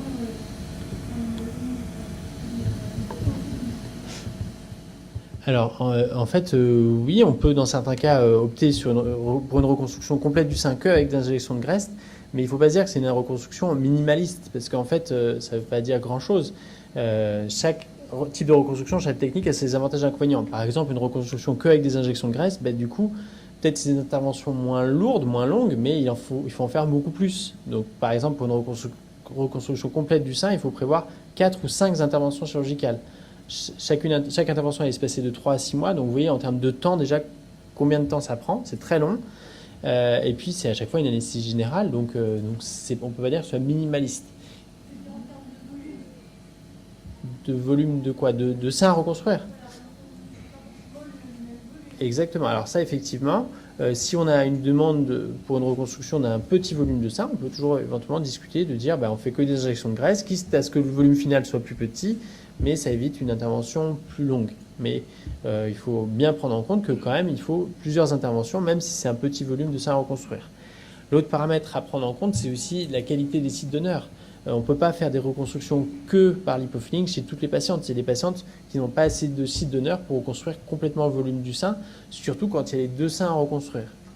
Donc quand il y a un sein, en général, on arrive à trouver suffisamment de graisse au niveau du corps, mais quand il y a deux seins, ça fait un volume global de graisse à aspirer qui est assez important et ce n'est pas possible pour toutes les patientes, même quand on veut un petit volume de sein. Oui. Le choix de la zone d'eau, ça dépend de la taille du sein qu'on peut obtenir. Alors aussi bien le site donneur dépend de la morphologie de la patiente, donc s'il y a une morphologie adaptée ou pas en fonction du volume de sein qu'on veut reconstruire, et puis le désir de la patiente. Quand on fait une reconstruction immédiate, on peut à peu près prendre tous les sites donneurs, puisque à chaque fois, on pourra, même si le site donneur n'est pas très favorable, on pourra tricher en aspirant la graisse ailleurs et en réinjectant la graisse au niveau du lambeau. Quand on est en reconstruction secondaire, c'est un petit peu différent parce que là, il y a un manque de peau. Donc du coup, on sera orienté aussi sur le site donneur en fonction de la quantité de peau dont on aura besoin. Si on a besoin d'une quantité de peau importante, on s'orientera peut-être plutôt vers le dos ou le ventre. Si on a besoin de moins de peau, peut-être faire la cuisse. Vous voyez, ça dépend des impératifs de la reconstruction. Pour la cicatrice du sein, Oui. avec toutes les techniques, elle est la même Alors, non, ça dépend des techniques. En fait, quand on est dans le cas d'une reconstruction secondaire, il y a la cicatrice de mastectomie qui barre l'appareil thoracique. Donc, on va réouvrir cette cicatrice et par cette cicatrice, on va glisser les tissus derrière.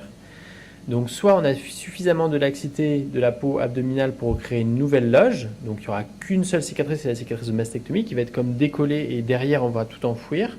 Soit si on n'a pas assez de peau, pour reconstruire le volume du sein à le même degré de ptose, en fait, on va interposer la peau qu'on a prélevée ailleurs dans la cicatrice de mastectomie. Donc du coup, il y aura comme un fuseau cutané qui va être interposé dans la cicatrice de mastectomie. Donc il y aura une palette cutanée, un triangle de peau qu'on va voir dans la cicatrice de mastectomie avec une cicatrice supérieure et une deuxième cicatrice inférieure. Donc du coup, il peut y avoir une différence de coloration, une dyschromie entre la peau du thorax et la peau du sein à reconstruire. Je voulais vous montrer éventuellement un... Ah, il se passe des choses. Je voulais juste vous montrer un exemple parce que c'est pas forcément très clair. Donc ici, c'est un exemple où les tissus ont été prélevés au niveau du ventre. Donc vous voyez bien la différence de couleur entre la peau du thorax et la peau du ventre. Ça, Ici, c'est la peau du ventre, donc vous voyez la couleur qui se rapproche de cette peau-là, alors que ici, c'est la peau du thorax qui est symétrique par rapport à là. Donc là, on voit qu'il y a un patch, donc il y a une première cicatrice qui est supérieure, c'est la berge supérieure du fuseau cutané qui a été interposée dans la cicatrice, et il y a une deuxième cicatrice qui est au niveau du sillon sous-mammaire. Donc toute la peau qu'on voit, c'est la peau du ventre qui a été interposée dans la cicatrice de mastectomie. Alors que quand on le... Donc c'est le cas aussi ici. Donc là, la peau qu'on voit ici, toute cette peau-là, c'est la peau du ventre qui a été interposée dans la cicatrice de mastectomie. Donc la deuxième cicatrice, elle est dans le pli sous le sein. Du coup, on a tiré la peau du ventre, c'est ça? Ou on l'a coupé? Dans ce cas-là, on n'a pas tiré la peau du ventre parce qu'on savait qu'on n'avait pas assez de peau du ventre pour créer une nouvelle loge. Donc ce qu'on a fait, c'est qu'on a prélevé les tissus sur le ventre, le diep, qu'on a interposé après dans la cicatrice de mastectomie. Oui. Alors, du coup, pour une cicatrice en T inversée, quand on doit réduire l'enveloppe cutanée du sein, donc ça se pose en cas de reconstruction immédiate. Alors, quand on est dans une situation donc, de reconstruction secondaire, on ne peut pas faire de cicatrice en T inversée. En fait, les tissus prélevés au niveau du ventre. Alors, du coup, la cicatrice en T inversée, c'est sur le sein contralatéral. Alors, si c'est une reconstruction secondaire avec un antécédent de cicatrice en T inversée, le plus souvent, cette cicatrice en T inversée, s'il n'y a pas assez de laxité de tissu, on la retire. C'est-à-dire que la peau prélevée ailleurs sur le corps va remplacer cette cicatrice en T inversée. C'est-à-dire qu'on va retirer la peau où il y a la cicatrice en T inversée et à la place, on va mettre la peau prélevée ailleurs. Alors du coup, ça fera une cicatrice comme on voit sur cette photo-là, avec une première berge, une première cicatrice supérieure, exactement, au fuseau, un grand losange cutané. Voilà.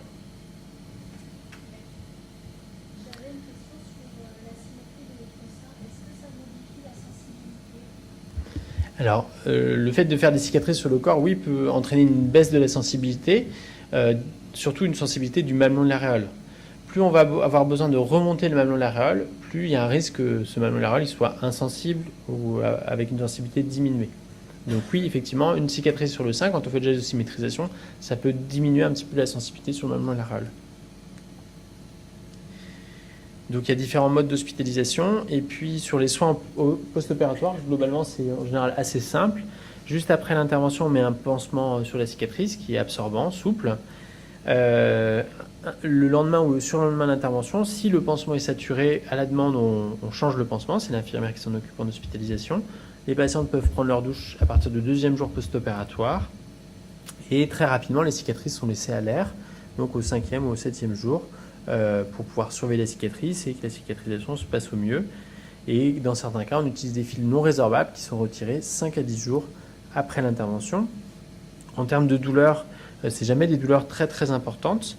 D'abord parce que pendant l'intervention, on encadre la chirurgie avec tout un tas de techniques. On peut faire ce qu'on appelle des blocs paravertébraux, c'est-à-dire qu'on va faire une injection d'anesthésiant au niveau des nerfs qui font la sensibilité du thorax, ou éventuellement on peut positionner un petit cathéter au niveau paravertébral qui va endormir pendant une longue période, pendant 1 ou 2 jours, toute la zone avec des injections régulières d'anesthésiant. Et chez certaines patientes, on met en place des pompes à morphine qui sont conservées 24 à 48 heures pour vraiment couvrir tous les besoins éventuels en termes de contrôle de la douleur dans les 24-48 premières heures. Puis rapidement, les relais des médicaments sont pris par des antalgiques simples de niveau 1 ou 2 qui sont débutés le lendemain ou sur le lendemain de l'intervention et qui sont poursuivis en général pendant 1 mois. Et en général, au bout d'un mois, il n'y a plus de douleur et on arrête les médicaments. Donc une étape essentielle à la reconstruction, c'est la reconstruction du mamelon et l'aréole.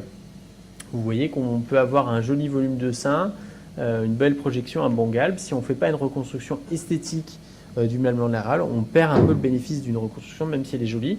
Donc c'est vraiment très important de faire la reconstruction du mamelon et de l'aréole la plus naturelle possible, la plus symétrique possible. Et c'est ça qui va faire que ce nouveau sein il va être intégré comme un sein et qui ne sera pas juste une reconstruction, quoi. Donc pour ça, il y a plein de techniques qui existent. On peut prélever des tissus ailleurs sur le corps, on peut faire des tatouages, on peut utiliser des prothèses. Ce qu'on fait le plus souvent pour la reconstruction du mamelon, c'est qu'on va applicaturer les tissus sur eux-mêmes. Donc, c'est-à-dire qu'on va faire un petit lambeau local, on va replier la peau sur elle-même pour faire un petit monticule de peau. Donc on libère des petits triangles de peau qu'on suture à eux-mêmes. Et donc c'est ça qui va recréer la projection du mamelon. Pour ce qui est de l'aréole, le plus souvent on fait un tatouage. Donc c'est soit des tatouages qui sont faits par les chirurgiens avec des pigments qui ne sont pas forcément très stables dans le temps, pas définitifs. Et dans ce cas-là, souvent on est amené à refaire des tatouages pour maintenir la qualité de la reconstruction de l'aréole. Soit éventuellement on adresse des patientes à des tatoueurs en ville qui sont dédiés au tatouage, à la reconstruction du mamelon et de l'aréole. Et du coup là on a des résultats qui sont beaucoup plus stables dans le temps et de meilleure qualité. Le seul problème, c'est qu'il y a un reste à charge pour la patiente, c'est pas remboursé par la sécurité sociale. Donc pour l'instant, il n'y a pas de prise en charge pour ce type de tatouage esthétique, mais on sait qu'en termes de qualité de reconstruction, c'est nettement supérieur à ce que nous, on peut faire avec nos pigments à l'hôpital. Et dans certains cas, pour les aréoles, on peut choisir de prélever des tissus au niveau du pli de laine. Donc on peut prendre un petit croissant de peau au niveau du pli de laine. La peau de laine, elle est plus foncée, plus pigmentée que la peau du sein. Donc quand on va la greffer sur le sein reconstruit, ça va bien marquer la différence de pigmentation entre le sein et l'aréole. Et ça donne souvent des résultats assez naturels. Dans certains cas, il y a des patients qui ne veulent pas de cicatrices, qui veulent le plus simple. Donc on peut leur proposer d'utiliser des petites prothèses externes en silicone, donc qui sont créées, formées en fonction de l'aspect de l'aréole contralatérale. Et ces petites prothèses en silicone, elles peuvent être laissées pendant 7-10 jours. On peut faire la piscine, faire du sport, tout ça. Ça ne bouge pas. Et puis après, on a juste un petit soin en nettoyant avec du savon pour repositionner la prothèse. Et ça peut marcher chez certaines patientes ou alors comme solution d'attente.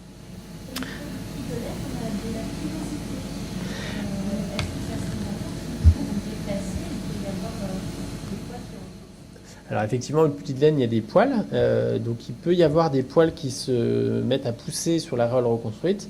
On essaye quand même, quand on prélève cette greffe de peau au niveau de pli de laine, de retirer tous les follicules pileux. Donc on prépare la greffe au mieux pour limiter le nombre de poils qui pourraient éventuellement repousser sur la greffe. C'est très rare qu'il y en ait, et quand il y en a, en général, ça part avec juste une épilation à la pince à épiler, et en général, ça ne repousse pas. Dans les cas les plus résistants, éventuellement, on pourra faire du laser, mais bon, c'est très rare. Donc vous voyez qu'il y a une multitude de techniques de reconstruction de l'aréole qui existent. Donc on voit ici quelques exemples. Donc là c'est une greffe pour l'aréole, un lambeau local pour le mamelon. Là c'était un tatouage pour l'aréole, un lambeau local pour le mamelon. Là c'est une prothèse en silicone. Là c'est un tatouage et une greffe, tatouage, greffe d'aréole et lambeau local. Donc voilà, on peut faire à peu près tout en termes de couleur, de projection, d'aspect. Et donc il y a plein de possibilités, c'est un moment vraiment très important. Donc, pour ce type de chirurgie sur la PAM, souvent on met un petit pansement occlusif juste après l'intervention, on garde le pansement pendant 5 jours, Puis les patientes, elles reviennent en consultation. On retire le pansement pour voir comment les tissus ont cicatrisé. Puis après, on fait des soins locaux quotidiens au tulle gras pendant une dizaine de jours. Alors souvent, au début, le malonarol, ils sont un petit peu irréguliers, rétractés, il y a des croûtes. Et puis après, au fur et à mesure, ça va s'assouplir et s'élargir. Donc après, sur la reconstruction mammaire, il y a plein de voies de recherche qui sont en cours. Donc on peut réfléchir à faire du stockage des lipocytes. Donc l'idée, ce serait éventuellement pendant la mastectomie de faire une lipoaspiration de graisse, de garder un volume important de tissu de graisse stocké au congélateur et après, sous anesthésie locale, de réinjecter progressivement cette graisse. Donc il y a des sociétés qui travaillent là-dessus. Pour l'instant, on en est loin, mais ce sera peut-être une nouvelle voie de reconstruction dans les années à venir. Les autres voies de recherche, c'est la culture d'adipocytes in vitro. Toutes les patientes n'ont pas forcément assez de volume au niveau des sites donneurs pour reconstruire un volume complet de sein. Donc on pourrait se dire, on va prélever une petite quantité de cellules qu'on va amplifier in vitro pour avoir un volume important de tissu qu'on va après pouvoir transférer chez la patiente en une fois. Donc ça marche à peu près chez la souris. Malheureusement, on est encore loin d'y arriver chez l'homme. Donc on y travaille durement, donc à la fois pour la reconstruction du sein ou alors pour la reconstruction faciale. Il y a plein d'indications sur ces techniques d'ingénierie tissulaire. Donc pour pouvoir retenir, c'est que sur ces techniques de reconstruction mammaire, il y a une multitude de techniques qui existent, qui peuvent vous être proposées. Quand on le peut, et si la patiente est demandeuse, on essaie de privilégier les reconstructions immédiates, autologue avec les tissus de la patiente, parce qu'on sait que ça aura un bénéfice en termes de qualité de résultat esthétique, il y aura un bénéfice en termes de qualité de vie, de satisfaction, mais évidemment, il faut toujours respecter les indications, ne pas imposer une reconstruction si la patiente ne le souhaite pas, car on doit essayer de répondre aux attentes de la patiente. Voilà, je vous remercie pour votre attention.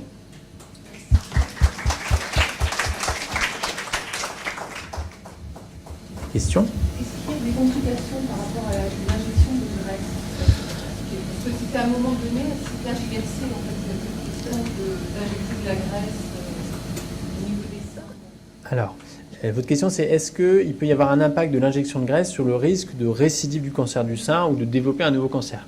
Donc là, non, on est tout à fait rassuré de ce côté-là. Il y a plein d'études qui sont sorties et qui continuent à sortir et qui vont toutes dans le même sens en disant l'injection de graisse dans un sein, que ce soit un sein qui a déjà eu un cancer du sein ou dans le cadre d'une reconstruction mammaire complète, est une technique qui est a priori sans risque, mais il faut que ce soit un geste qui soit encadré. C'est-à-dire qu'il faut bien sélectionner les patientes, il faut bien suivre les patientes, il faut que ce ne soit pas fait n'importe comment. Mais dans ce cadre-là, ça se passe très bien, il n'y a pas de risque surajouté pour les patientes. D'accord ? Donc ça, c'est pour le risque carcinologique, la sécurité du geste. Après, il peut y avoir des complications d'autres types, ça veut dire des complications liées à tout geste chirurgical. Il peut y avoir une partie de la graisse qui ne s'intègre pas, il peut y avoir une cytostatonécrose, c'est-à-dire comme un petit kyste graisseux qui se forme. Il peut y avoir des complications infectieuses, il y a plein de complications comme toute technique chirurgicale. C'est comme c'est une technique qui est moins invasive que les autres, peut-être que le risque de complications est peut-être moins important. Oui ? Oui, vous avez parlé rapidement de l'expander. Oui. Est-ce que vous pourriez repréciser les avantages et inconvénients de cette technique? Est-ce que vraiment ça aide après à la reconstruction? Alors, les expanders, l'avantage et les inconvénients des expanders. Alors, les expanders, ils peuvent être utilisés dans deux situations. Première situation, la reconstruction immédiate. Donc, on peut éventuellement proposer l'utilisation des expanders chez des patientes qui sont en cours de traitement, qui auront la chirurgie, qui auront après peut-être d'autres traitements complémentaires, notamment la radiothérapie. Donc, chez ces patientes, on propose l'expander qui va être mis comme une solution d'attente, qui va permettre de conserver l'enveloppe cutanée du sein. L'expander éventuellement sera partiellement dégonflé le temps de la radiothérapie, puis regonflé.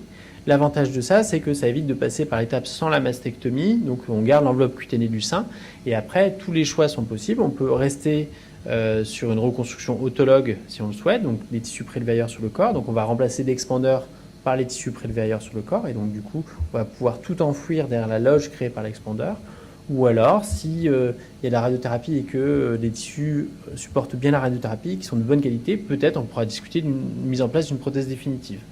Donc ça, c'est pour le cadre de la reconstruction immédiate, tous les avantages de la reconstruction immédiate. Ça évite de passer par la mastectomie sans reconstruction.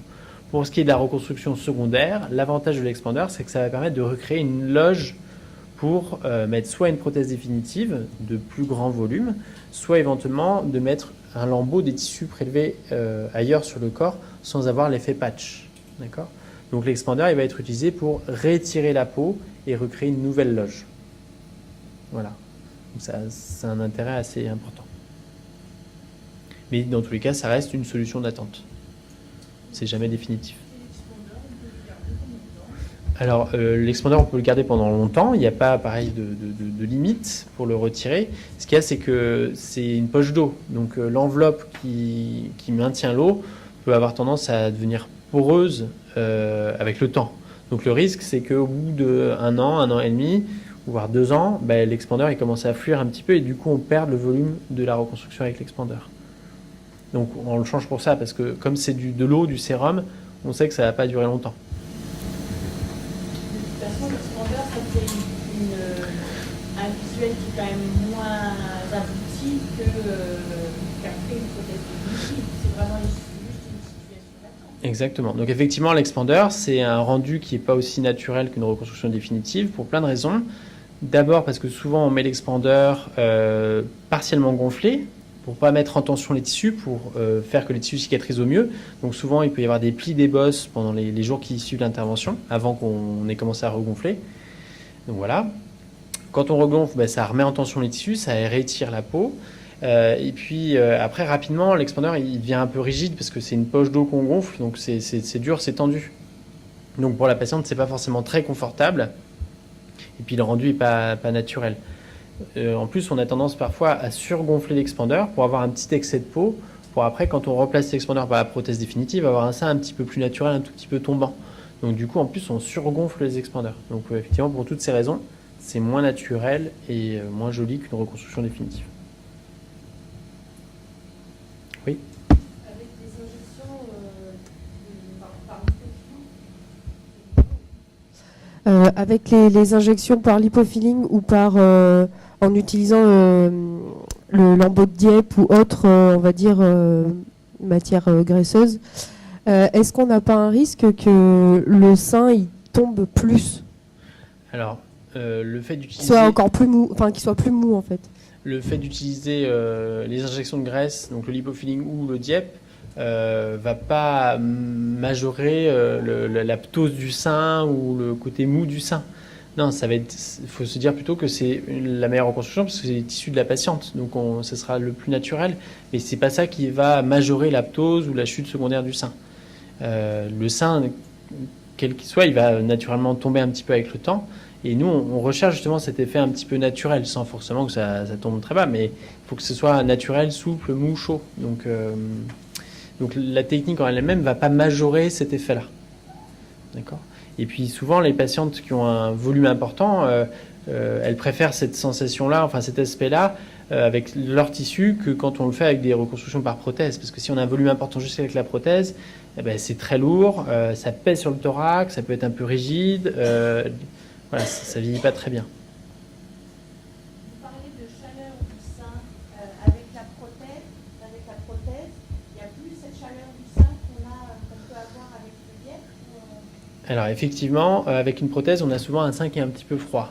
Pourquoi ? Parce que tout le volume du sein il est apporté par un corps inerte, la prothèse. Et donc, si les tissus de couverture ne sont pas assez épais pour, entre guillemets, réchauffer la prothèse, le sein il sera toujours un petit peu froid. Donc oui, l'inconvénient des prothèses, c'est que le sein il est un petit peu froid, rigide, alors que quand on fait une reconstruction avec les tissus de la patiente, ces tissus sont perfusés, il y a un afflux sanguin, et donc du coup le sein est chaud et naturellement mou. Oui ?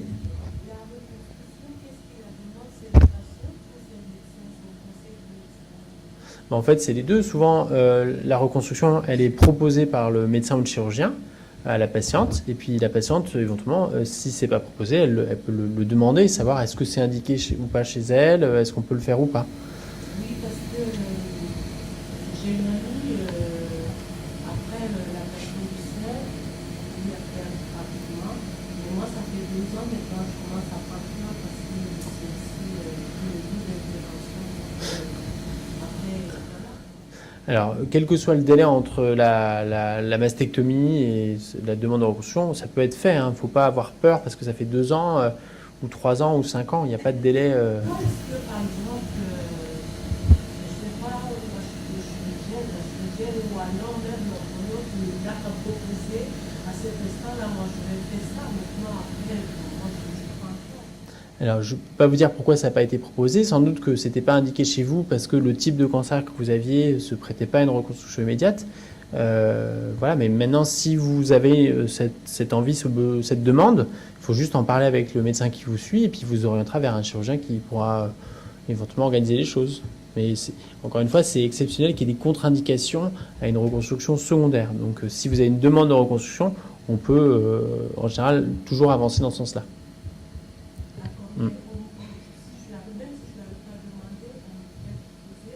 En général, oui, effectivement, on propose chez... Ouais. Ouais. Moi, je voudrais revenir par rapport à ce premier rendez-vous qu'on a avec le chirurgien. Oui. Parce que moi, elle ne m'a pas proposé, en fait, elle m'a dit, elle m'a pas fait de proposition. On n'a pas discuté ensemble de l'endroit où elle allait me prendre. Et moi, je suis partie sur les jambes, voilà. Et puis elle me dit, c'est de l'eau, donc bon, ok. Mais j'ai pas eu, moi, le sentiment, en fait, que j'avais mon mot à dire. Alors, je ne suis pas médecin et je ne suis pas spécialiste. Mais quand vous dites que c'est en accord avec les patients, moi, j'ai pas eu le sentiment, en fait. Alors, effectivement, après, ça dépend du ressenti, de la manière dont l'échange se passe en consultation. Mais sans doute que si elle vous a orienté vers le dos, c'est qu'il y avait des raisons à ça. Donc, il faut juste éventuellement revoir cette personne en consultation pour discuter avec elle pourquoi c'est ça et pas autre chose et pourquoi on ne peut pas faire autre chose, quoi. Mais il n'y a rien de figé et c'est pour ça qu'on fait ces réunions d'information ici à la DIGER. C'est parce que tous les chirurgiens font à peu près toutes les techniques de reconstruction. Donc, c'est rare qu'on ait qu'une technique pour tout le monde, quoi. Donc, si c'est un chirurgien que vous avez vu ici à Gustave Roussy, en général, le chirurgien est en mesure de vous proposer toutes les techniques. Donc, moi, je vous invite juste à le revoir en consultation et à lui dire, voilà, pourquoi est-ce qu'on ne pourrait pas faire ça ou pourquoi on fait ça. Puis, il faut en parler, quoi.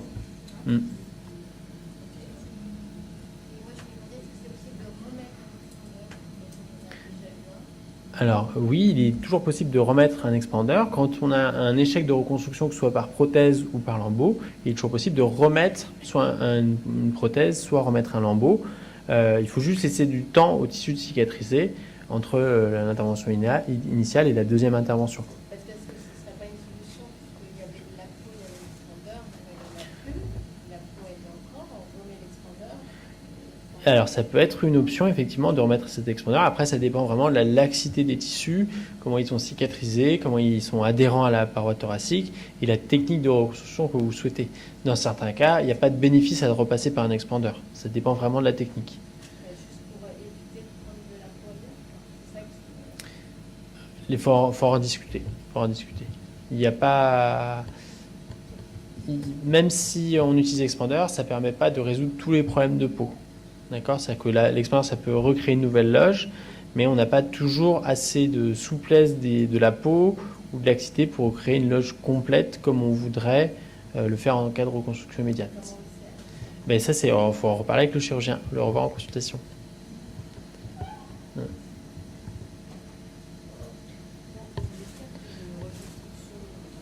Oui.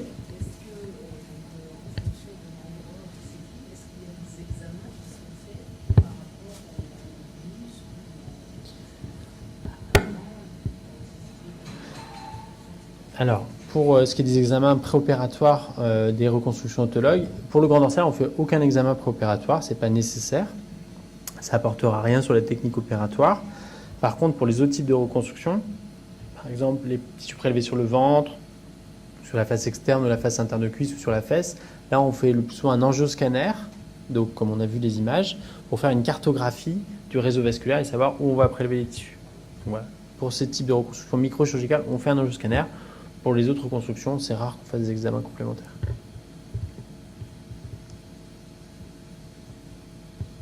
Oui. Ouais. Et par rapport à la dernière phase de maintenant, est-ce qu'il faut attendre un peu plus longtemps ou est-ce qu'il faut assez Ouais. Alors, pour les délais entre chaque intervention de reconstruction, ces délais, c'est des délais minimums dont je vous ai parlé. C'est-à-dire qu'en général, on ne fait pas avant 3-4 mois. Mais si pour une raison X, Y, vous avez un projet professionnel, personnel, ou le chirurgien n'est pas disponible, éventuellement, on peut pousser ces délais à 6 mois, 1 an. Donc, il n'y a pas de période limite pour faire la reconstruction du mamelon latéral. Après, c'est vrai que nous, on incite plutôt les patientes à tout faire. C'est-à-dire que s'arrêter au milieu de la reconstruction, après, c'est difficile de se relancer dedans. Ça demande un gros investissement et tout, d'organisation, d'énergie. Donc, quand il n'y a que le malmoral, moi, j'ai plutôt tendance à conseiller aux patientes d'aller jusqu'au bout, et de finaliser la reconstruction. Et puis après, voilà, on tourne plus facilement la page et on passe à autre chose. Mais de s'y remettre après, c'est difficile toujours.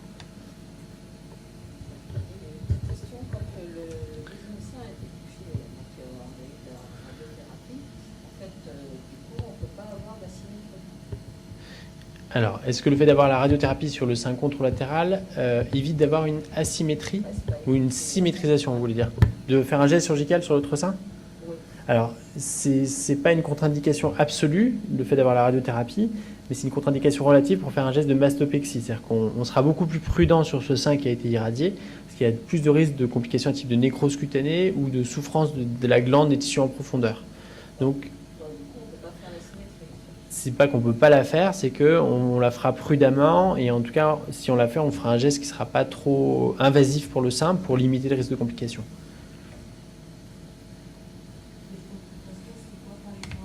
Pardon? Moi, par exemple, me mettre une prothèse, faut dire que déjà le chirurgien que j'ai vu m'a dit que c'était pas possible par rapport à une amie dont je travaille sur la prothèse. Donc, je suis arrivée en retard malheureusement. Je vous ai demandé le truc, il fallait effectivement qu'on élève le fils sur le dos. Ouais. Ça fait peur, moi je me suis sincèrement, je ne sais pas moi, il n'y a pas de. Mais alors, donc sur les options de reconstruction, on a vu, il y a plein de sites possibles de prélèvement des tissus. Ça peut être le dos ou le ventre ou la cuisse ou la fesse. Enfin, il y a plein de sites. Pour ce qui est du risque de complication, dans tous les cas, c'est un risque de complication qui reste assez limité, assez faible. D'accord ? Des complications, ça arrive à tout le monde pour tout type de reconstruction, mais c'est des complications qui sont quand même assez rares. On va dire, c'est entre 5 et 10% des patientes. Donc pour la très grande majorité des patientes, il n'y a pas de complications. D'accord ? Qu'est-ce qu'il peut y avoir comme complication? Ça peut être un échec de la reconstruction. Donc, ça veut dire, par exemple, pour une prothèse, ça peut être une infection. S'il y a une infection qui se déclare sur la prothèse, on est obligé de retirer la prothèse, de rester quelques mois en attente, puis de faire la reconstruction. Si c'est des tissus prélevés au niveau du corps, ça peut être une nécrose de ces tissus. Donc, pareil, c'est pour la microchirurgie, au maximum, c'est 5%. Donc, ça reste des risques qui sont très faibles. D'accord ? Après, il y a toutes les complications comme toute chirurgie, mais ça peut être un problème de cicatrisation de la peau, un problème d'hématome, d'infection, et ça, c'est lié à toute chirurgie. Hein. Globalement, la balance bénéfice-risque est plutôt en faveur de la chirurgie. Si on est chez une patiente qui n'a pas de facteur de risque majeur de complications, qui ne fume pas, qui n'est pas en surpoids, qui a un diabète équilibré, enfin tout ça, en général, les interventions se passent très très bien. Hein. C'est des interventions qui sont faites par des équipes spécialisées. On fait que ça. C'est des interventions qu'on fait en routine. Hein. Donc, évidemment, il y a un risque de complications à prendre en compte, mais qui reste tout de même assez limité. Oui.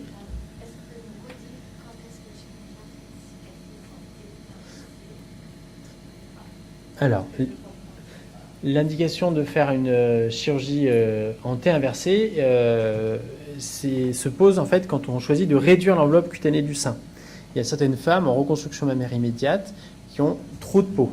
On a besoin de réduire l'enveloppe cutanée du sein parce qu'on sait qu'on ne pourra pas remplir cette enveloppe cutanée avec un geste de reconstruction. Et donc pour ça, le meilleur moyen de réduire l'enveloppe cutanée du sein, c'est de faire une cicatrice en T inversée, de sorte qu'on ait les mêmes cicatrices à droite et à gauche. D'accord ? Que des deux côtés.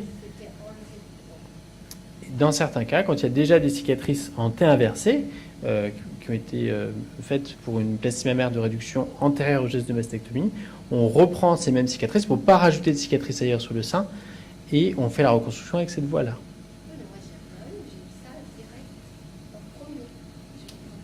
Alors après, encore une fois, c'est au cas par cas, il faut rediscuter. Si vous voulez, on pourra passer un petit peu de temps ensemble pour discuter plus en détail de votre cas précis, pourquoi ça a été choisi pour vous. Mais encore une fois, ça dépend des patientes et de chacune indication. Il y a certaines patientes où on fait la reconstruction immédiate en gardant les cicatrices en T. Il y en a certaines où on fait la mastectomie en gardant les cicatrices en T. Ça dépend vraiment. Non, mais les cicatrices en T inversées, on le fait moins fréquemment que les autres parce qu'il y a moins souvent besoin de réduire l'enveloppe cutanée du sein, d'accord ? Et que la plupart des personnes qui ont une mastectomie, elles n'ont pas un antécédent de plastie mammaire avant. D'accord ? encore une fois, on pourra rentrer en détail plus dans votre cas particulier après entre nous. Ouais. Lorsqu'il y a une ablation des ganglions, Oui. et que des fois il y a un petit peu de lymphe qui se met dans le. Ouais. Est-ce qu'on peut quand même faire la chirurgie ou est-ce qu'il y a un risque que de temps en temps ça Alors effectivement, après une chirurgie de mastectomie, sans reconstruction, parfois, il peut y avoir une poche d'eau qui se forme là où on a retiré le sein. Et donc derrière la cicatrice de mastectomie, il y a un petit peu d'eau qui s'installe parce que du coup, il y a de la lymphe qui s'accumule, un sérum qui s'installe. Donc ça, c'est pas une contre-indication à faire une reconstruction. Cette complication, elle apparaît surtout parce qu'en fait, il y a plus de volume, donc on dit un espace mort, il y a de la place pour que le liquide s'écoule, mais quand on fait la reconstruction, on remplit cet espace, et donc souvent, il y a moins ce problème de sérum, d'écoulement chronique persistant. Donc du coup, c'est pas une contre-indication à la reconstruction, et c'est rare que cette complication récidive après reconstruction. Et ça peut arriver. Ça peut arriver, tout peut arriver, mais c'est rare.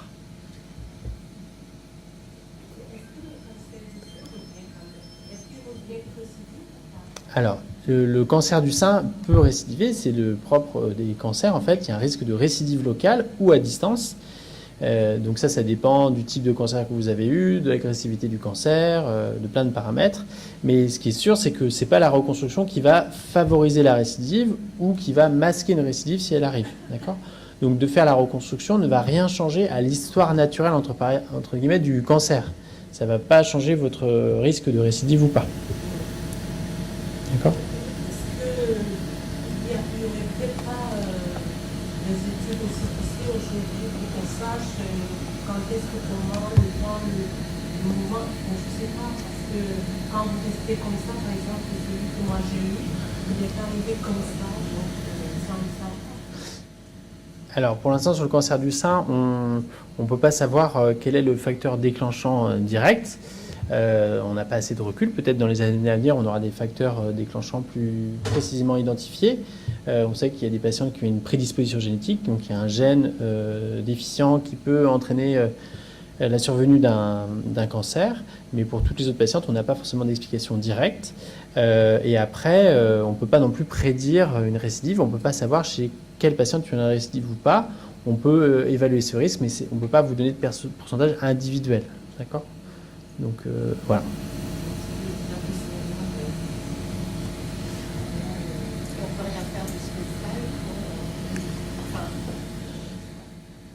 Pour prévenir la récidive, non. À titre individuel, non, il n'y a pas grand-chose à faire. Tout est fait au moment des traitements du cancer du sein, avec la chirurgie, la chimiothérapie, la radiothérapie si besoin, pour limiter ce risque de récidive à distance. Éventuellement, après, il peut y avoir un traitement hormonal au long cours pendant quelques années pour limiter ce risque de récidive, mais à titre individuel, vous pouvez pas, il n'y a pas d'action directe pour limiter ce risque.